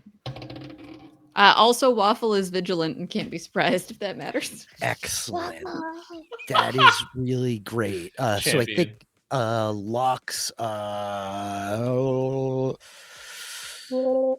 everybody who is up over, actually, it's all of you guys. I think all of you hear it as Ben goes like darting around behind the cabin. You guys like lose sight of him when he ducks behind the cabin, but you do all hear him all of a sudden like, "Ah!" He yells loudly from behind the cabin, and then it sounds like his voice is cut off, which will bring us to Doc's turn on 4. Doc, go. Okay. Yeah, I mean, Ben! can I run over and see what's going on? Sure. Which way you want to go? He went behind the cabin, so you tell me where you want to move. Sorry, which is behind? Which Sorry. side of the cabin is- The side that like you can't see, right? He's along like the southern wall around the corner. So if you were to like run out kind of wide around it, you should be able to get a view back there of what is going on. Sure, I can like. Sorry, I'm just double checking something. Yeah, no problem.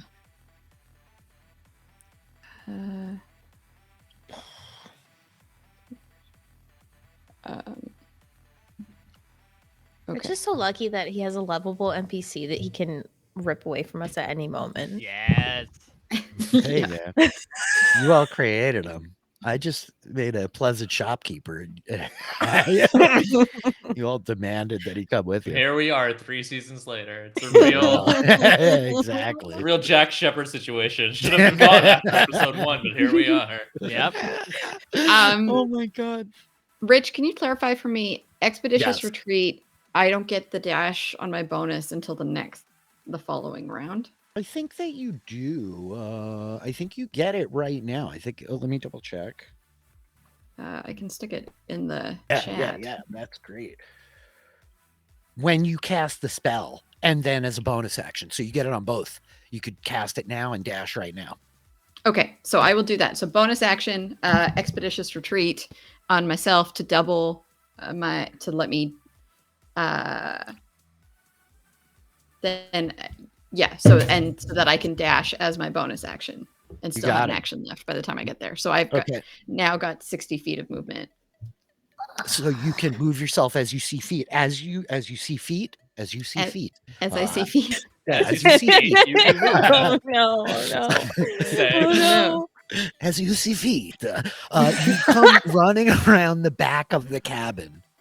Yeah. And you see Sita Kier, the priestess who was speaking with Ben over these many days, is standing back behind the cabin, and she's got one hand on his shoulder as she looks up and sees you racing forward. What do you want to do? Can I? Ooh, They might be okay. about to kiss. We don't know. Oh, that could be. Yeah. To the face. I've already cast a spell as a bonus action, which is going to severely limit the options. What I want to do, can I? Are these Philly rules though? Are we playing regular or Philly rules? Yeah, you can do whatever you want. Right. Here. Yeah, I forgot about right. rules. Rules. Right. F the rules. When Watsy's out there effing the rules up bad these days, let's not talk about the OGL. So yeah, I'm gonna build a whole new game by season 4. Well, I like that. Let's do Pathfinder for season 4. Hey, man. Okay. I am going to. Can I grapple old Ben as an action? Sure. Yeah. Okay.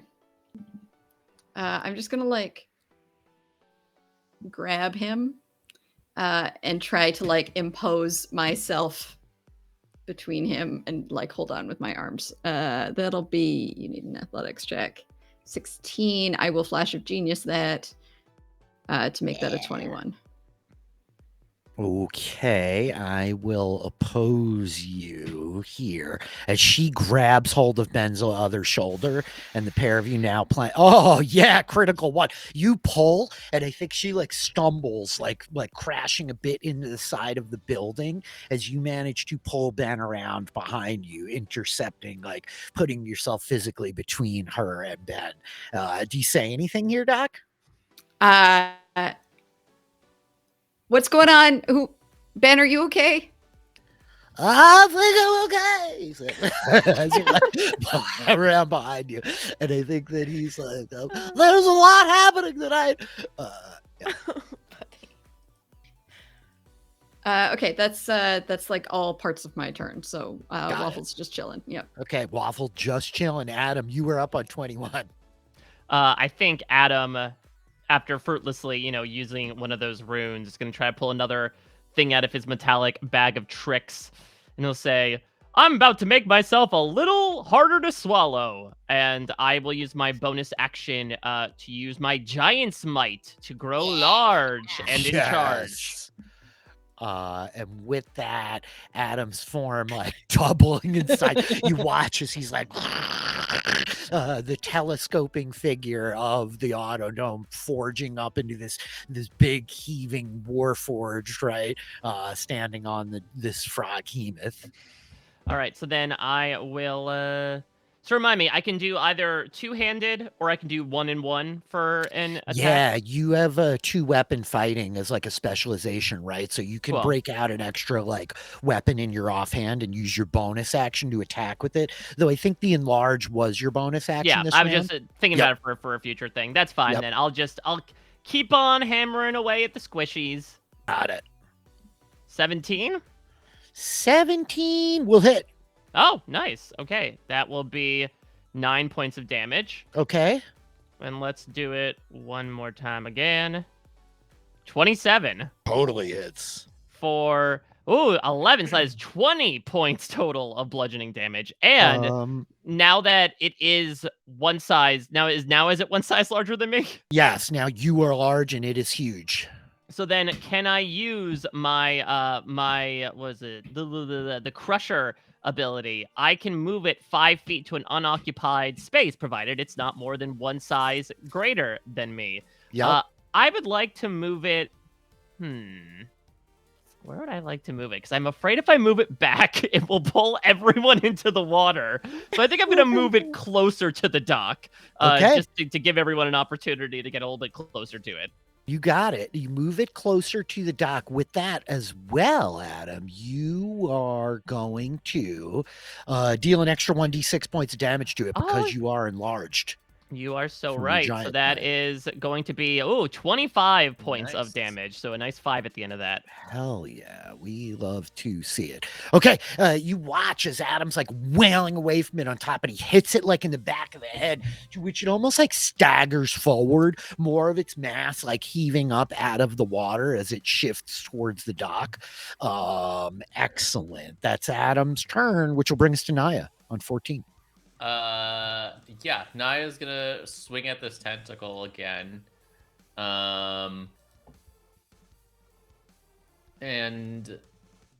tell...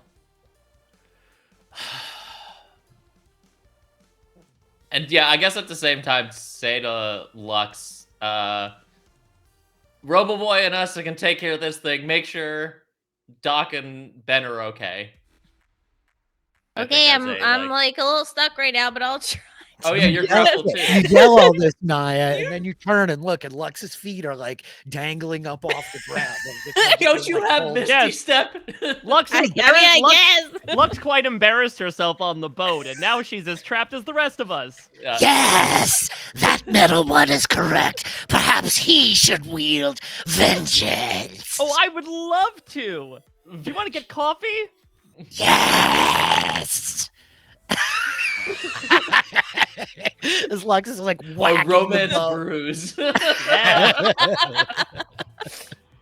26. 26 will hit. For 7. I'm getting solo rolls on my hit. Okay. Second attack. Plus 13 is 19. Hits. A little bit higher, plus so that's 11. It's 11 plus the 7, so 18 total. With that, Naya, as you slash down in, this tentacle is severed, torn apart. Can I use my bonus action to throw the tentacle at the creature? Sure. I do that. You drop this. You like yank it loose from you with your shield hand and like heave it as it comes cartwheeling. Can I just have you make an athletics check real quick? It lands on the smack on the Or Yes, just I goes can. like 1 foot Oh. and lands in the water. Okay, I'm hoping this is fun. My athletics is 8, so I'm hoping that Oh, okay, doesn't yeah. roll too badly. Yeah, that's 20, 36. Yeah, okay, great. It does not like tangle around A.D.A.M as you like throw. You see this like severed tentacle come like cartwheeling past you, smashing into the froghemoth's face. That was Naya on 14, which brings us to Lux on 11. Yeah. Oh, I also this could be bad. I need to roll a con save because I got hit with 19 points of damage last turn. Oh, you sure do for the concentration on that haste Reno, huh? You made it. You good? Okay. Great. Doc, what's going on over there? It's that chick you hate. Ah, shit. Okay. God damn it. Oh, but I want to shoot things so bad. But I'm hasted and I can move. Not while you're grappled. Yeah, but I can get out of a grapple. I'm Oh, whoa. I'm Trixie. I got moves. Ooh.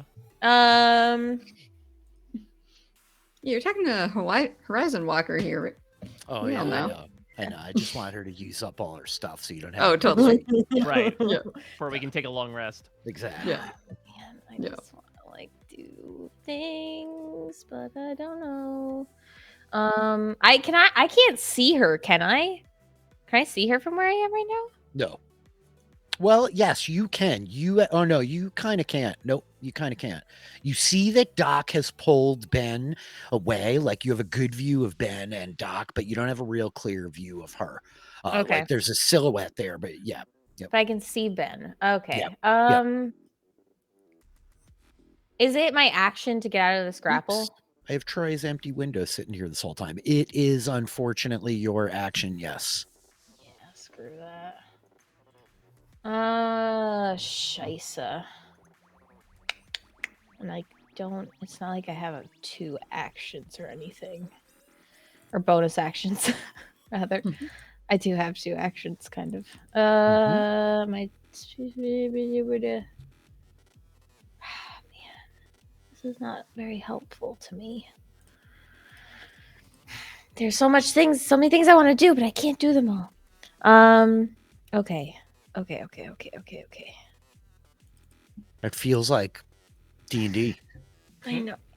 I just Mhm. like want to. All right, screw it, whatever.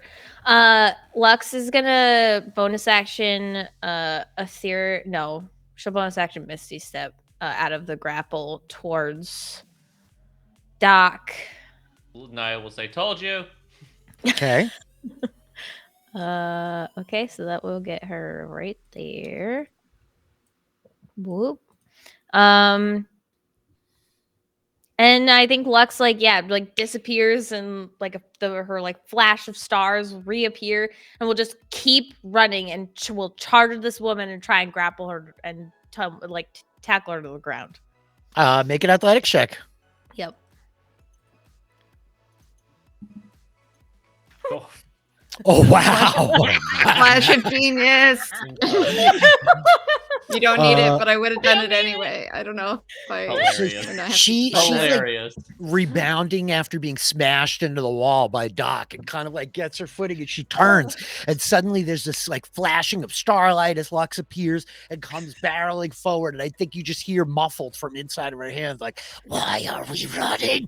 Boom! As you like tackle her down, shoving her to the ground. So you're just like tangled up with her on the floor. You're trying to like bear her to the ground. Yeah, I think so. Oh, I do have a hasted action. While Lux is running, can she fire a shot at the frog hemoth? Sure. Great. Did they add her? No, not at her. I was really curious here. Dude. Ooh. What is happening right now? AC Like- 16, Taylor. I'm sorry. That is a miss from Lux. Wait, can I add Bardic Inspiration to that? Yeah. You remember Oh, this that's right, you had time. that. I Ah. remembered. D8. I guess it doesn't really matter. Well, that would automatically, yeah. You hit. Right. Okay. Click the thing. Okay. For 11 points of damage. Another arrow like sailing true before then, you yeah. tackle her to the ground. Got Yeah. it. That was Lux's turn. Okay, got it. That was Lux's turn, which brings us to this frog Hemoth on 7. It is going to... Where'd I go? I lost my sheet. How's it Oh. looking? Pretty badly hurt, actually. Now Nice. that you're like having a real look at this whole thing. So I think that it's going to make a tentacle attack against A.D.A.M. First of all. 20. Is that it? Yeah, that will hit. Okay. So that's gonna... Waffle is going to deflect attack on the bite, wherever that's going. Okay, got it. So that's going to be 24 points of bludgeoning damage to A.D.A.M. Dokie. And he grapples you. And I he's was gonna say, I'm already grappled.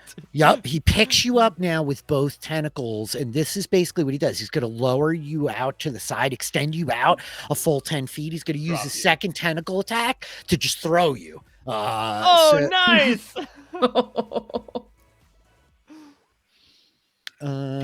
12 is not very good. He throws you another couple of feet, letting go, and you just watch Naya as A.D.A.M is like heaved. This huge robot like splashes into the pond, bubbles churning up, mud kind of like churning with the water. Oh As no, it is it's like that here. dream. What will this awaken in me? Exactly. At which point it lunges forward and is in fact going to try to bite you. Disadvantage. Yep, disadvantage as it's going to try to bite you. Naya. 18 Waffle like flying down, battering it around the eyes as it's like unable to land its jaws effectively around you, as it were, Naya. That is its turn, which brings us to old Ben. And I think that he comes like scattering around behind the other side of you here, Doc. It is like, I don't understand. What are y'all doing? She was just trying to keep me safe from this giant monster that showed up out of the lake. You guys really are totally distracted the wrong way. I mean, just to clarify, he is grappled currently. Oh yeah, you're still holding him, then he's Yeah. kicking. Like Oh a yeah, little it's just feisty like, cat under big your arm. bear hug. Yeah. I'm telling you guys, I think that there's a little bit of personal bias involved with this situation that has nothing to do with actually Caesar's personality. I think as he's like yelling at you, that's pretty much his turn. Doc, you're up. I mean, Do you know what? That's fair. I don't really know what's going on here. I think maybe I don't know. Lux gets a bad vibe, and that's usually good enough for me. And she is going to I think just like turn to the to what's her face and be like, Sita. yeah. I don't know what you want, but just I don't know. You can't take the kobold. I don't know what's going on. We need the boy. No. No, please. Oh, we're in the water this time. No, boy, I God. already got in there. I'm ready to be on a piece of wreckage for an entire episode of television.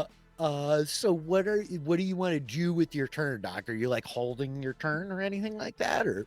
Yeah, yes. If she goes to make any sort of move towards the thing that I am most worried about is that she's going to try to like dimension door away with Ben.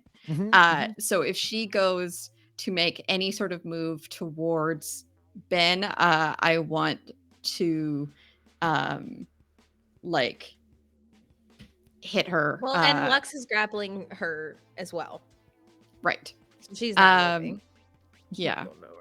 She's So not. I think I'm like prepared to do that, but the thing that I'm most trying to do is like understand what is going on and just be like, can we just talk before anything? They got the frog thing. I'm not worried. Okay. Why don't you make an insight check right here, Doc? Okay.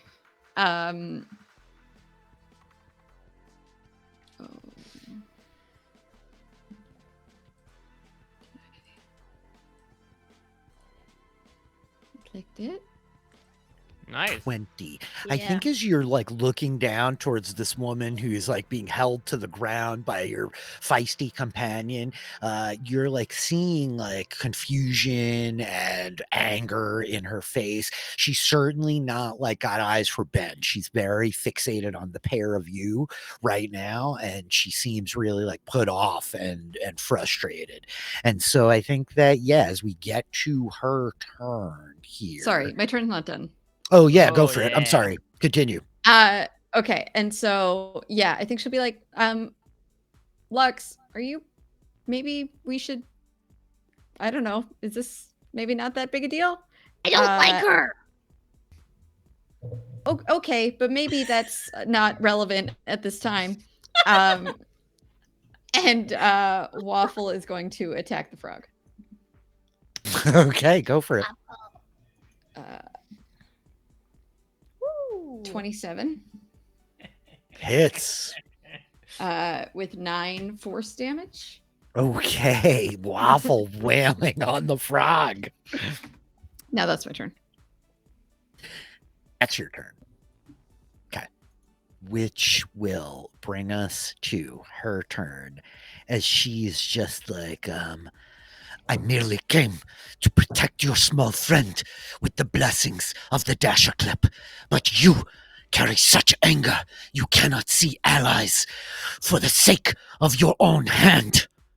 Release me, she says to you, Lux, and I'm going to need for you, Lux, to make a saving throw as she is going to be casting. Oh, damn.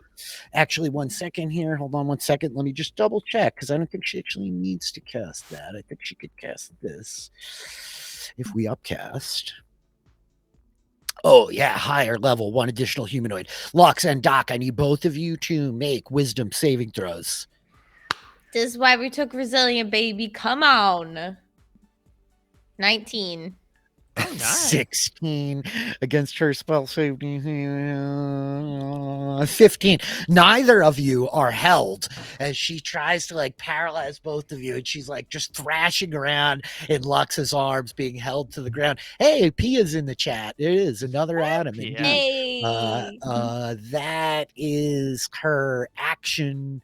For her bonus action, she no, she's not going to do that yet. Let's see how all this goes. That's her turn. A.D.A.M, you're up on 21. Is water considered difficult terrain?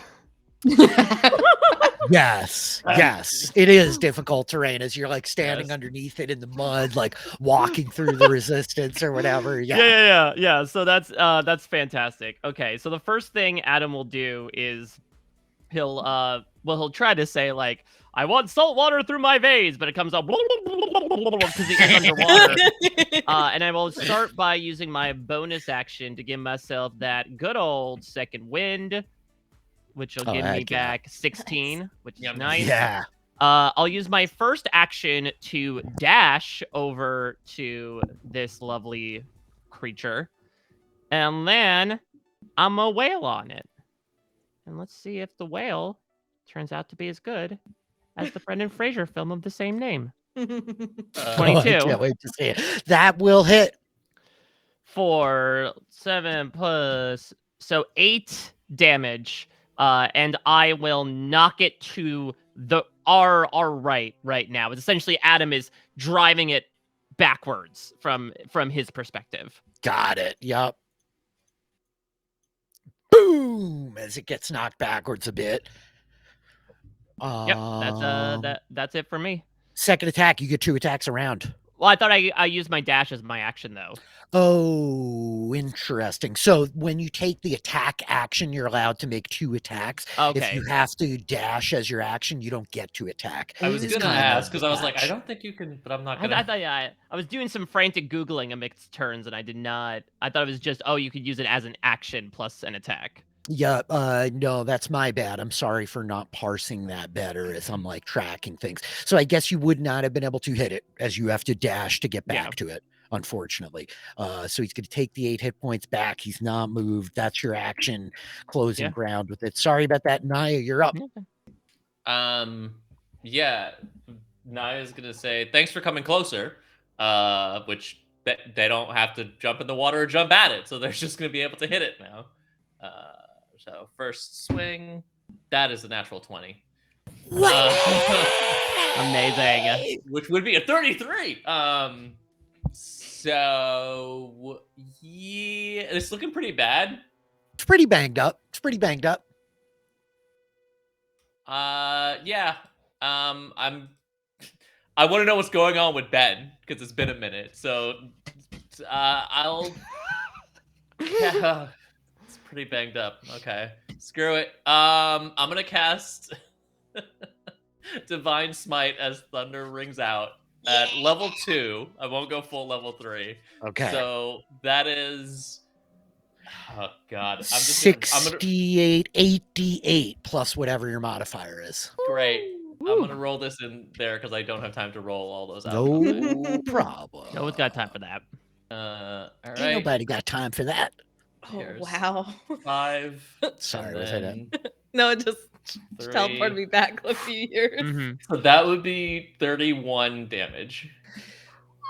Of which it had exactly 30 hit points. Oh, What nice. does it look like? Naya, what does it look like? Yeah, with Divine Smite, that sound rings out like thunder, and just energy starts radiating from the hit, crackling all over the frog's body, and like with a flash of light, it essentially like disintegrates practically.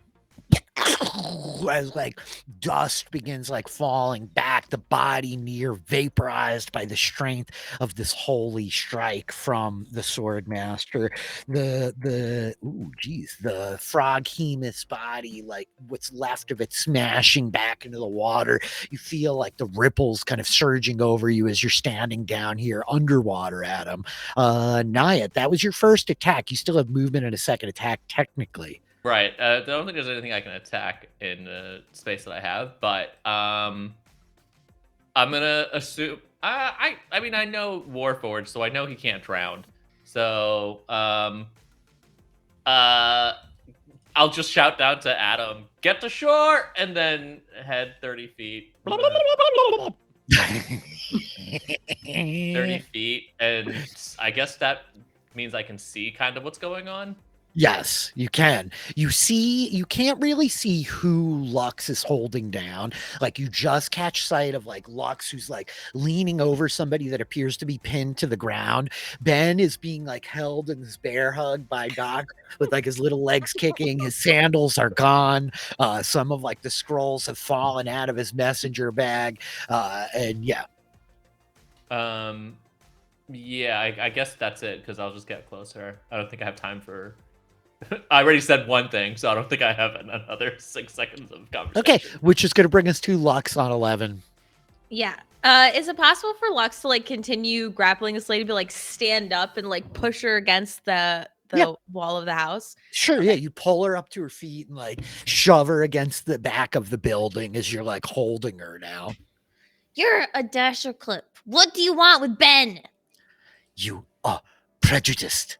I do not know why you have such hatred for my people, but I came to protect the kobold. You misunderstand. I don't have any prejudice against you because you're religion. But you're sneaking about, and that smells like secrets. He also was sneaking about, as were you all sneaking about. It is not my fault that I did a better job than the 5 of you drunkenly stumbling your way down to the lake. Hey, Ben is our friend, not yours.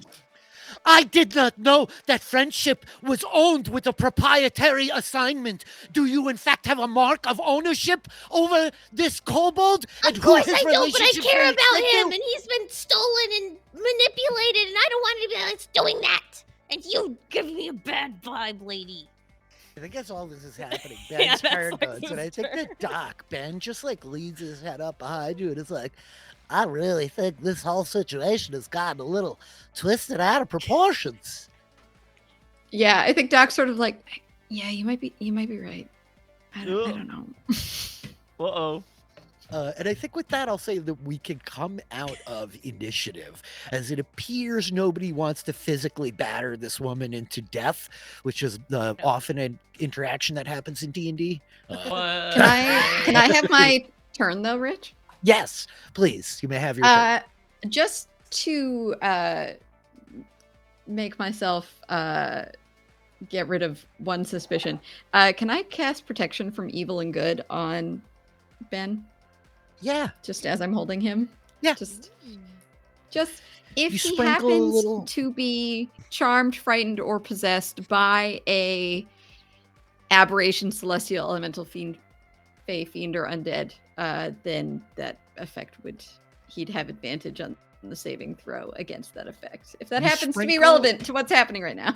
You sprinkle this powdered silver over his head. I think he's like, as he like sneezes a little bit, like, wow, I'm all right. Is everybody all right? Are you all right? Where's Adam? Oh no, did that thing kill Adam? I'm just Naya's just walking up around the corner and just like, oh, he's fine. He's just in the water, and then looks over at Lux, who has this mysterious person up against the wall, and just goes, ha, been there. Meanwhile, Adam, as you're at the bottom of the lake, what's going on? I think Adam is. Yeah, hell. Adam's gonna take a look around. Well, he's on the bottom. Might as well go exploring, see if there's anything gruesome that's in there. He heard about a guardian, assuming what this frog monster is. He doesn't necessarily want to get back to the action. Now, actually, he probably does and wants to assist in any way that he can. But I think while he's down here at the bottom of the lake, he might as well make an investigation and see what might be happening. If there's anything interesting at the bottom here. I'm down in a hole. Yeah, let's have you make either an investigation or a perception check. Yeah, it's the same one either way. Yep. 13. 13, Adam. I think that as you're like looking, like the most of the froghemoth's body was literally disintegrated by whatever strange magics Naya was unleashing through their blade. But I think that as you're watching the last of the carcass kind of like drifting down, settling into the mud here at the bottom of the lake, much of the like kind of aquatic life surged up away from it as it came. You see what looks quite distinctly like the spark of life as you know it, electricity, as you see what looks like an arc of like blue light, and you kind of like pulling yourself over towards it, you can see what looks like this kind of twisted piece of wood that must have been inside the froghemoth's gullet, and there are these sort of arcs of lightning kind of moving across it. I would like to take this evil weapon. I need my own evil weapon. Yeah. And so he'll just flat out grab it. As you grab it, pulling it up out of the mass of the body, like flesh kind of breaking away from it as it comes. I think we see like a bunch of like minnows gathering around Adam already, kind of picking at this carcass that's like laying there, grabbing bits of disintegrated froghemoth from the particulate of the water, the green light radiating down over him. I think we have the silhouette of Waffle over him, like some titanic dragon that's out beyond the surface of the water as like the camera pitches up, we know. And I think as you lift it and hold it, you realize it's a javelin. The wood kind of like almost looking burned as though it had like been through some type of fire. But as you hold it in your hands, you feel the undeniable power kind of coursing through it. It's a javelin of lightning. I can finally make ranged attacks. That's incredible. Yes, and so I think, like Excalibur proper, what you see first coming out is just a hand holding the javelin as Adam will pull his now giant 5'9" but giant self, or just about self onto the dock, and we'll just sort of yell, "Hey everybody, look, I have a new toy to kill people with. Isn't this fantastic?" Where is everybody? Yeah, I think Waffle was like circling, making like very alarmed like squeaks and noises, like waiting for Adam to emerge. Oh, thank you, tiny then- scale dragon. You're my best friend now. Oh. And then I think he'll like start flying towards where the others are, so Adam knows where they've all gone. And as the camera like pans, taking in the sight of all of you, of kind of around this person being held to the wall, yeah, I think that Sita Kier, this human priest, this woman standing here, is just like, you all have not given me even a single opportunity to prove myself as anything other than you saw me when we met, and such is the way of life. I have come here merely to ensure that my people are represented in whatever council of high-minded individuals that you have called. When I Like what? heard the sound, I came to see that the kobold was not harmed. Looks like she shoves like off of her and like back, like puts her arms back. Fine. But you were sneaking around my ship. And Ben, why are you sneaking around? I mean, I assume because he didn't want us to know he was gonna meet up with someone that you don't like. I actually was going to meet up with somebody secretly here. It was a bit of a clandestine rendezvous, as they're known to be called, but I thought I could slip right under your noses. When you all get into that chaos brew, it gets a little... Wait. You said somebody. Were you meeting Sita or somebody else? No, altogether a different person, to be perfectly honest with you. She just showed up out of happenstance, and she said, quickly, let me protect you from the terrible monster. So, I mean, that might have been a lie, but... Oh, so you Yeah, I have mean- no interest in her over here. I mean, I'm certainly interested in learning the ways of her religion and how it differs from Reya's. I find it rather fascinating, Naya, that they worship the same deific-like figure. But Totally God great. bless you, Gesundheit. So hi, your name is Sita, you said? I'm Naya. Ben. Hello, Naya. Have you heard the way of the Dasher clip? I understand that you have traveled Stop it! with some... Shh. We're not having this conversation right now. Oh, If you I want to spill apologize, your Naya. propaganda at I us, you can forgot do it that the another pilot time. of your ship does not allow any of her crewmates to speak to strangers unless she approves, as it seems that you are in fact owned by this changeling woman. Do From- you see the way that she's talking? Do you see the way? I I am mean, just trying. I mean, Lux, to be fair, I- pamphlets are pretty effective. We usually use that. You might want to check those out. Yeah. hand over Lux, fingers. I love you. You're being Prejudiced. like Lux collapses at oh. this woman because the haste goes away for 6 seconds. So Lux is out. And she goes back. as this woman speaks up, I think Doc is gonna give her a big glare and be like, I am trying to help. You need to not make the situation worse. And she's gonna be like, Lux, maybe she can talk. We don't have to listen. You know, it's not gonna change anything. Gosh, we've been Then- traveling with Reya for all this time. None of us worshipped Clancy.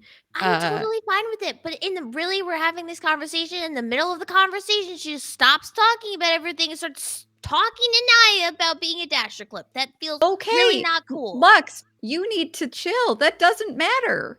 I think she's winks So at you, rude. Naya, as this is happening, as these two are arguing. She's like, Oh yeah. I write down my hotel number. Oh, you got the and she's number. like taking the slip of paper. Okay. All right. Then I just have one question. Ben, do you feel comfortable telling us who you were actually coming here to meet, but instead there was a freaking giant frog demon in the pod, and that person you were meeting apparently didn't Not show anymore, up? though, And right? there was a non-zero chance that the frog person was who old Ben was meeting. Fair enough. Ooh. In Well, which that's case, I'm rather- sorry that Naya vaporized your frog sexual partner, old Ben. Yeah, no, sorry it's about nothing like that. Nothing like that. There's only one man for me, and he died when we were teenagers on the island of ghosts, going through our adult transition. Adam, it was a very specific kind of. Anyway, nonetheless, Actually, a very Yeah. beautiful and sad story. Yeah. We had a That's great, not great. We had a real emotional time talking about it a while Yeah. back over we drinks. did. Listen, I'll be honest with you guys. I just was hearing her out because I was trying to understand how there could be such a schism between these religious organizations that are so closely hewed together. It just seems implausible and irrational. How could anybody with such similarities work so hard to fight with one another? But then I watched you two meet, and I get it. I mean, it's like, I don't even know. It's like water and fire. Yeah, that's great, Ben. But do you feel comfortable telling us who you were going to meet here? If it I wasn't feel Sita? a little pressured into revealing my secrets. I'll be, If be you- honest with You you, don't Lux, have but to. If you don't feel comfortable, then don't. I'm Adam, worried that somebody's trying to hurt you. Adam will saunter over to Ben. You know, Ben, I have a system built into my memory files. If you were to tell me the name, I'd be able to deprogram myself and instantly forget it within a half an hour. that's remarkable. You're an absolutely unique individual, aren't you, Adam? I'm smitten. Well, it was a local fella here named D.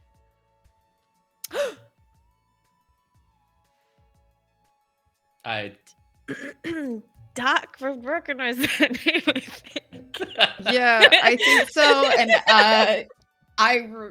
the name I remember, I could not remember who that is, but I know, Poker I face. recognize that it's a name I should know.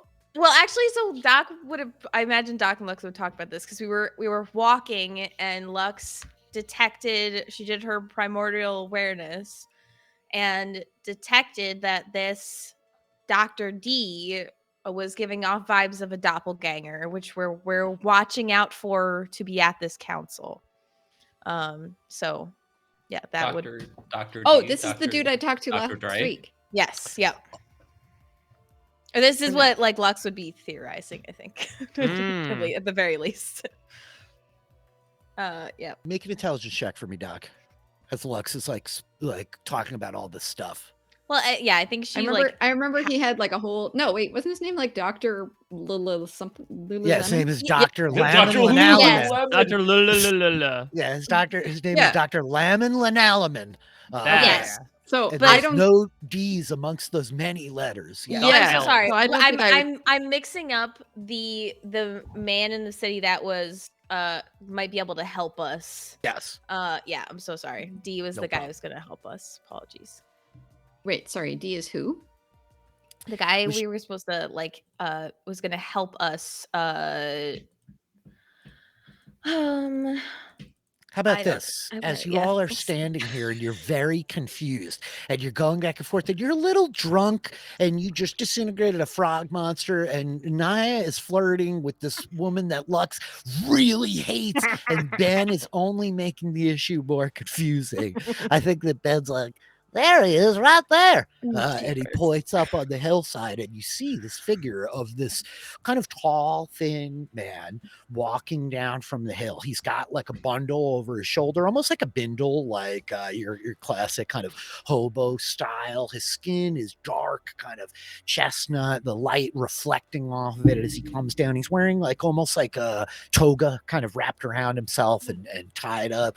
And as he's like walking down the hill, I think Ben points up towards him like, well, that's him right there. Oh, whoa. Hello, D. Naya's gonna look over at Ben and just give like a thumbs up.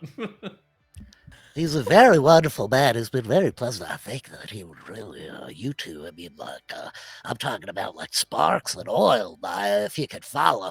And I think that at this point, Sita Kier, like taking a step back from you, Lux, is like, I understand that you do not trust nor like me, but will you please allow me to leave now? Yes, I'm sorry for being so whatever. You just bad vibes. I don't know what it is. Work on that, maybe.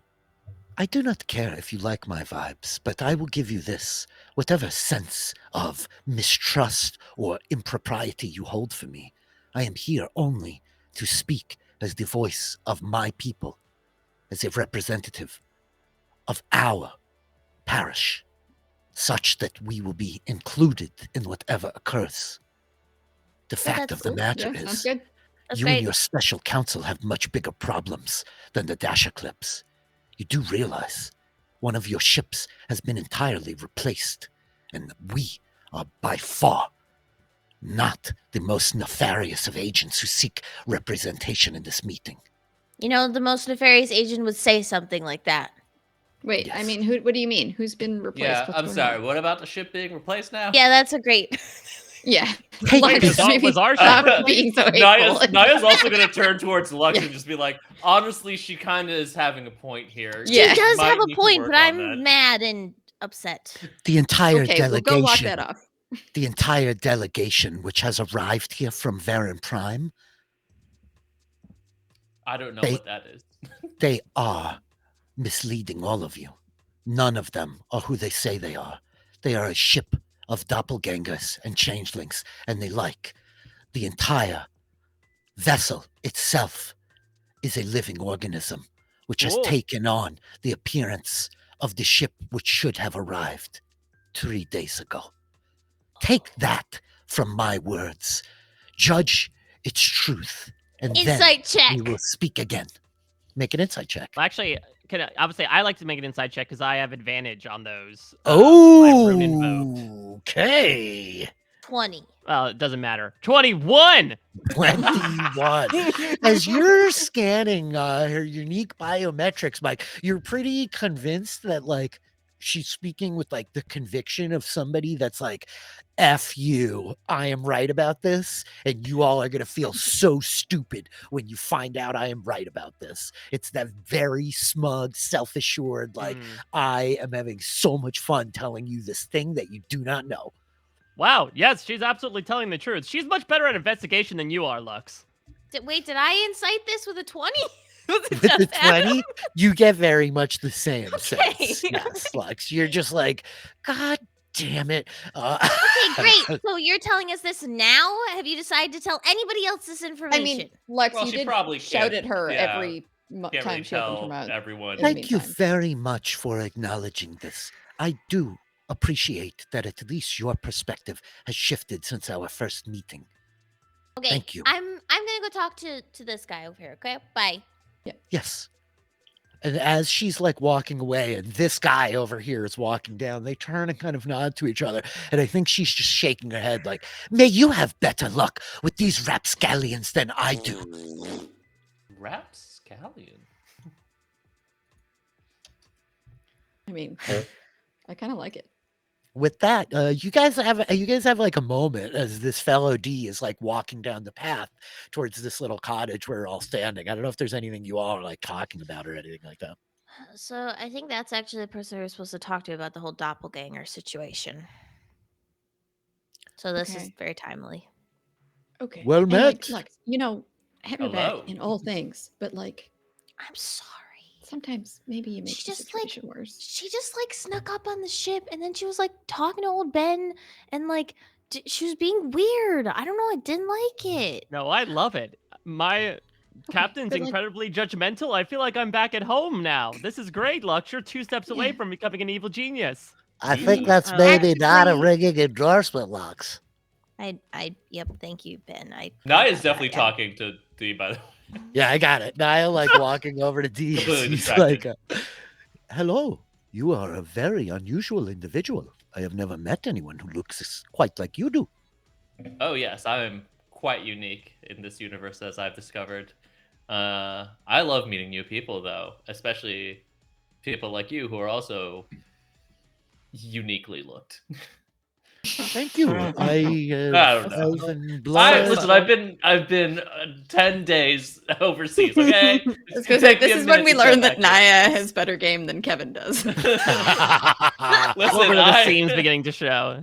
I've got how much persuasion on this guy? It's a work night. It's a work night. I think that D, like looking over past you, as you see like Doc and Lux are kind of furtively arguing with each other. Ben, have you put Ben down yet, Doc? I think as she walks away, it's like, okay, fine.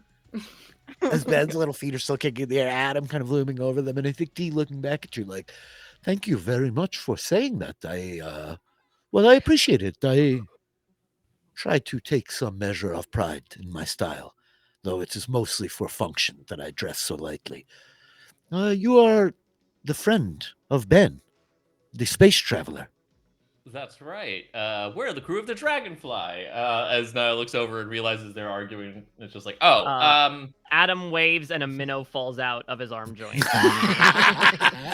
And I think as the minnow is flopping around on the ground, D is like, would you just excuse me for one? I'm sorry. Hello. Well met. And I think he's walking towards you, Adam, and just like gestures like, please, if you would, just for, and he murmurs a word of magic, and this globe of water kind of appears in his hand. So he's holding almost like a water balloon with no balloon around it. And I think he very carefully like reaches down, plucking up the fish, like, and plugs it back in. So he's holding it in this little ball, like, and he just throws it. I think as we watch the ball like back into the pond, like, you were not planning on keeping him, were you? I think he will have a much more accommodating experience back in the pond. No, I was planning to squash him with my metal foot. Good job, bald man. Thank you. Yes, thank you. Hello, Ben. Your friends have come to join you. I thought that this was supposed to be a quiet ceremony. Ceremony? All right, I guess I've got a confession to make, you guys. I've been very perplexed about how to resolve this situation.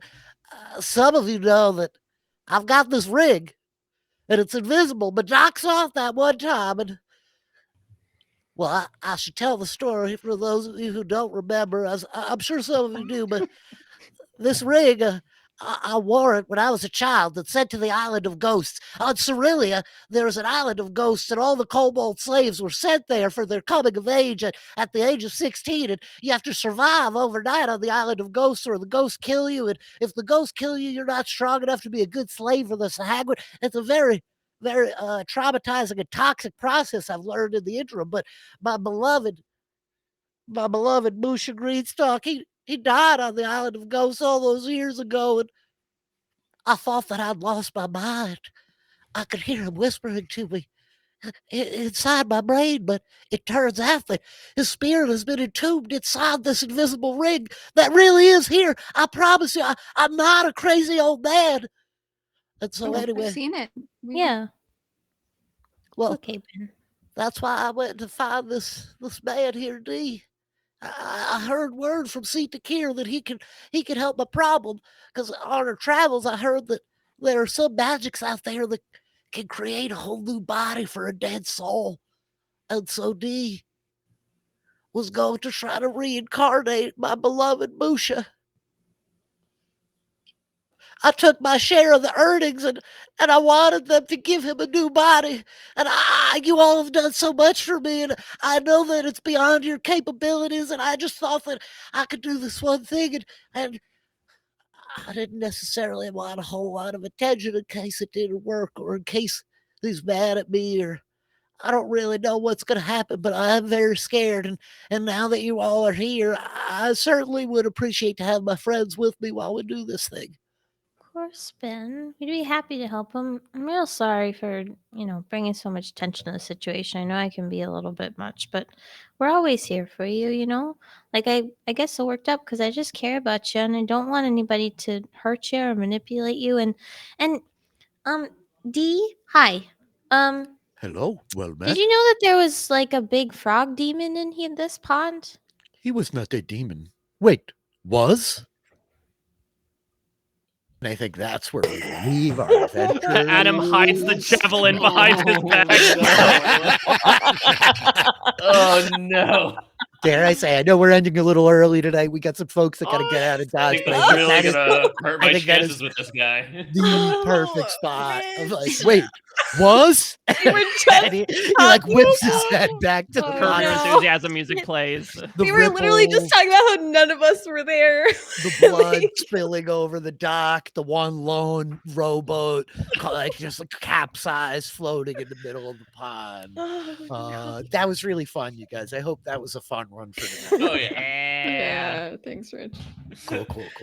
Aw, poor, or actually happy old Ben. He's trying to get his love back. That's Yeah, we may have inspirational. ruined it though. I mean, This was a hopefully long, not. ongoing story that at one point Doc had to detect invisibility on in the ship and spotted an invisible ring on Ben's finger, which turned out to be a ring of mind shielding, which turned out to be holding the soul of his dead lover from when he was a teenager 80 years ago, which he thought has been just his own insane mind talking to him for 8 decades, but actually is really him. Oh, that's freaking So, awesome. Yeah, so we got a whole So fun little sad. bit here. So sad. Thank you for hanging out, everybody. Thank you for playing D&D. Thanks, everybody in the chat. It's good to see so many folks. I'm glad to see you here, Yeah. folks. Thank you for the sub, Pia, Justin Sharkey. Glad that was fun. I hope you dug it. Yeah, cool. Tell all We your will be back. friends. Yeah, tell all your friends. Send them to DM Philly over on YouTube. The VODs are fun. Nonsense, whimsy, and mischief. These are our mandates over here. Mhm. Occasionally bugs and trauma, but Yeah, but we Happens, got to yeah. balance the trauma with 3 months of sexual escapades. yeah, 100%. Yeah. Yeah, We we really gotta talk went- about sexual fantasies for the first half hour of Yeah, we this. really You know, went really for it. get those new subscribers in. Yeah, precisely. That's what they're here for. If not the food talk, then at least the fantasies of the fantasy characters. Yeah, good stuff. Cool. Yeah, it killed me when Stuart's like, Adam is so pure. And I was like, Stuart does realize this is a Mike Bloom character, right? Yeah. I don't know how Yeah. that's gonna go. I don't. He's Yeah, pure in a very, I think, naive way in that he's Yes. just immediately receptive to everything, Mhm. and as a result is receptive to everything. And I think coming into Yeah. contact specifically with someone like Naya, who is very sexually free, inspires some Adam to be verbally free about the fact that Naya is sexually free. So I think pureness is still there, maybe not chasteness, but certainly purity, I would say. Sure. I mean, live your I true love- self. That's nice. I love the introduction as we were talking through your character, Mike. The idea of like, him being like a snarky kid, like the kid archetype on the ship. Like Lux isn't quite that. Lux is very much like the over exuberant teenager, Yeah. So I like that you guys all fall in these very kind of separate spaces. This was fun. Last time, certainly more of a kind of meandering catch up, regrouping, examining the world a little bit, meeting a couple people. Yeah, we have some clarity here. We'll see who all is around for next week. But yeah, we will regroup and do it again next week. Until then, Melissa, what do you got going on? You're always doing good stuff. Oh, sure. Doctor Who coverage on Who resumes this week with Gridlock. Way to So- statement that one. That was well, So many question marks in that sentence. Ooh. Yeah, it was one of those where I was like, what am I doing? So yeah, hop in doing that with Adam and Kevin, and gosh, I think that's it. Otherwise I'm here. Yeah. The good stuff. Kevin, how about you? Now that you're yeah, back I'm from going to Europe. clarify. So what Melissa was trying to say is on post-show recaps, if you're a patron, Melissa, Adam, and I are covering Doctor Who starting in the 2005 revival. Christopher Eccleston. We've been making our way through the seasons, doing select episodes. We are now on David Tennant's second season, where Martha Jones is the brand new companion. And we're about to do the episode Gridlock, which is going to be really fun. For a person who lived 8 years in Los Angeles, it's a bit triggering of an episode, but Yeah, that's so fine. I asked Melissa and she was not aware. So this is the episode, right, where it's like they're in the future city and it's like they're in a door-to-door traffic jam. traffic. Yeah. It is okay. it is a future traffic jam, and it's actually a pretty great episode. So we'll be covering that this week, so you can check that out. But of course, you can catch up on previous episodes by becoming a patron. Or Beyond not, that, just jump in. Doctor Who. or jump doesn't in. need I that. mean, you actually, yeah, it's true. You don't have to catch up on Doctor Who. Taylor. Just jump in. It's fine. Taylor. I will catch up Taylor. one day. It'll be fine. Beyond that, there's of course Everything is Super, where Josh Wigler and I are currently doing the DCEU, which is been a journey. This week is Justice League, the theatrical version, which we'll be talking about, and then next week we'll be heading into the Snyder Cut, which will be the first time I've ever seen it. So I'm in for a 4-hour treat, I'm sure. But hey, light at the end of the tunnel after that, because following that, there's some good stuff. So check that out. And I think that's mainly it. We got some stuff coming up this year though, Melissa. So you'll be a little busy when the time comes. some bones and shadows and things and whatnot. Oh. Fun. I know what that means. Taylor, how about yourself? Yeah. So, Rich, you and I are talking about Willow. We're coming up on the finale this Wednesday, and I'm so sad. Everybody watch Willow. I will shout it from the rooftops and the mountaintops. Everybody, please watch Willow. It's absolutely delightful. If you liked this group of crazy weirdos doing stuff, you will love another crazy group of weirdos doing awesome stuff. Please go watch it. Everybody, go on Twitter. # renew Willow. We need this show back. We need this show back so bad. But anyway, we're covering that. It's very fun. Go listen to that. Did you Puerto just Rican- dab? Did I miss that? Did you just dab No, for Willow? no. Did I just accidentally dab? I was doing like a weird hashtag situation. Okay. Yeah, you know, the classic hashtag. Classic hashtag. We actually The call that a hashtag. hash dab. Yeah. Oh, the hash dab. The hash Anyways. dabbery. I have to go there and get a hat done. Anyway, oh my gosh. Also on Potion Recaps, I just covered Kaleidoscope with Jess Sterling and Grace Leader. That was absolutely delightful to talk through that craziness with them. And yeah, I'm here and Rania42 on Twitter. Yeah, that's the stuff. Go give the girl a follow. Willow has been an absolute joy. It really is the most D&D TV show I've ever seen in my life. Yeah. And there's actually a lot of really fascinating, like deep mythology and kind of metaphors pulling on all of these classic, like a lot of Lovecraftian mythology and all of the stuff buried underneath the kind of surface of what they're doing there that gives it a bit of depth that I would never have guessed at the front end of the show, but it has been a real treat to get to Great. break it down with you, Taylor. How about you, Mike? You're always out there hustling. I'm hustling every day. I'm hustling. And every week I get to talk about moving forward some cool new shows / returning shows with some crew members from Dragonfly. First, I'll bring up the most applicable to D&D, The Legend of Vox Machina Season 2. Next week, next Friday, they are doing their first 3 episodes. I know Rich and I have both separately been binging season 1 just to remember what the hell happened a year ago. So we're going to put out a little preview pod this week, this coming Friday, to sort of review what the hell is Vox Machina and remind you all what happened in season 1 as well. And Rich can fill us in a bit because I'm very much in the dark in terms of what's going to happen with Critical Role Series 1. And Rich knows what hopefully will be coming, that we'll see what deviates from the source material.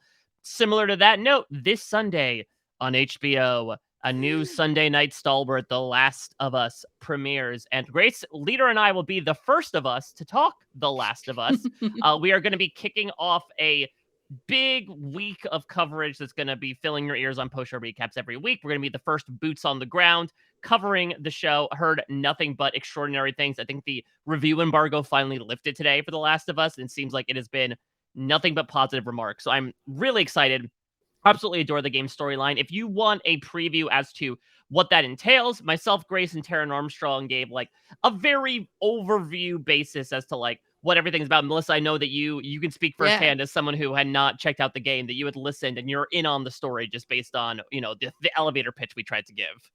Yeah, I got super stoked listening to it. And I think all the PSR hype, right? If something's being covered this much, like, you know, you got to check it out. You generally got to turn your eyes. Sad we have to wait.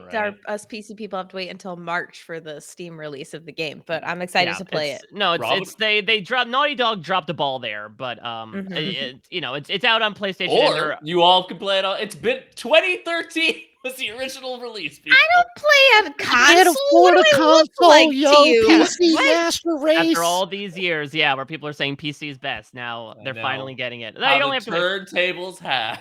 Well, if you're looking though for opportunities to both talk to people who have played the game and people who are playing through the game for the first time, there's a podcast for that. Again, check it out more on that preview show. Final thing I say, I'm doing some reality TV stuff out there. I'm writing about it, interviewing contestants over at parade.com. This week, I got to speak to the cast of The Traitors, and I got to speak with Alan freaking Cumming, which was like, wow, which was pretty wild. I got to, I just bamfed the hell right out of there. I was so, you know, just absolutely adored him and his character on The Traitors. Check that out. I'm also talking to people on the circle. So yeah, lots of reality and scripted stuff coming up, but there's some exciting television happening, and I'm excited to get into it with Rich, with Grace, and hopefully with a bunch of other people that'll be watching out there. Awesome. That's perfect because my audio cut out and just came back in right now. So we love that timing. I'm Rich Filiberto. I'm at DM Philly on Twitter. If you want to hit me up, I'm podcasting about a bunch of stuff that has been mentioned here. The most notable, which probably is the Dark Rewatch podcast that Grace and Ariel and myself are doing, and it's going to be an absolute joy. I'm having so much fun going back to that show. It's a real treat. I'm loving Willow as well, Taylor. I just can't get enough of it. I started rewatching it yesterday. So I think I'm going to be able to binge through all of it before the finale tomorrow night. We'll be breaking it down. Great on a binge. I will say. It plays really well on a binge. Got together with Brendan Fitzpatrick last week to talk a little bit of Star Wars as we got our release of the Bad Batch, the first couple of episodes, which was very, very, very fun. Look back at the Clone Wars. And it's my 2-year anniversary over here on twitch.tv. So hey, happy birthday. So I think towards the end of the month is going to be a good pile of stuff that's coming. I have planned. We're going to get some of the other shows out of the closet, dust them off. I probably should schedule them, huh, Melissa? But yeah, soon. I imagine that there will be some fun stuff coming for the rest of the month. Thank you, everybody, for hanging out and playing tonight. Thank you, everybody in the VODs who is finding this many years from now, and all of my friends who are hanging out here live tonight. I appreciate it. To that end, let's get the hell off the internet. I'll see if I can take us all together this time. Bye-bye.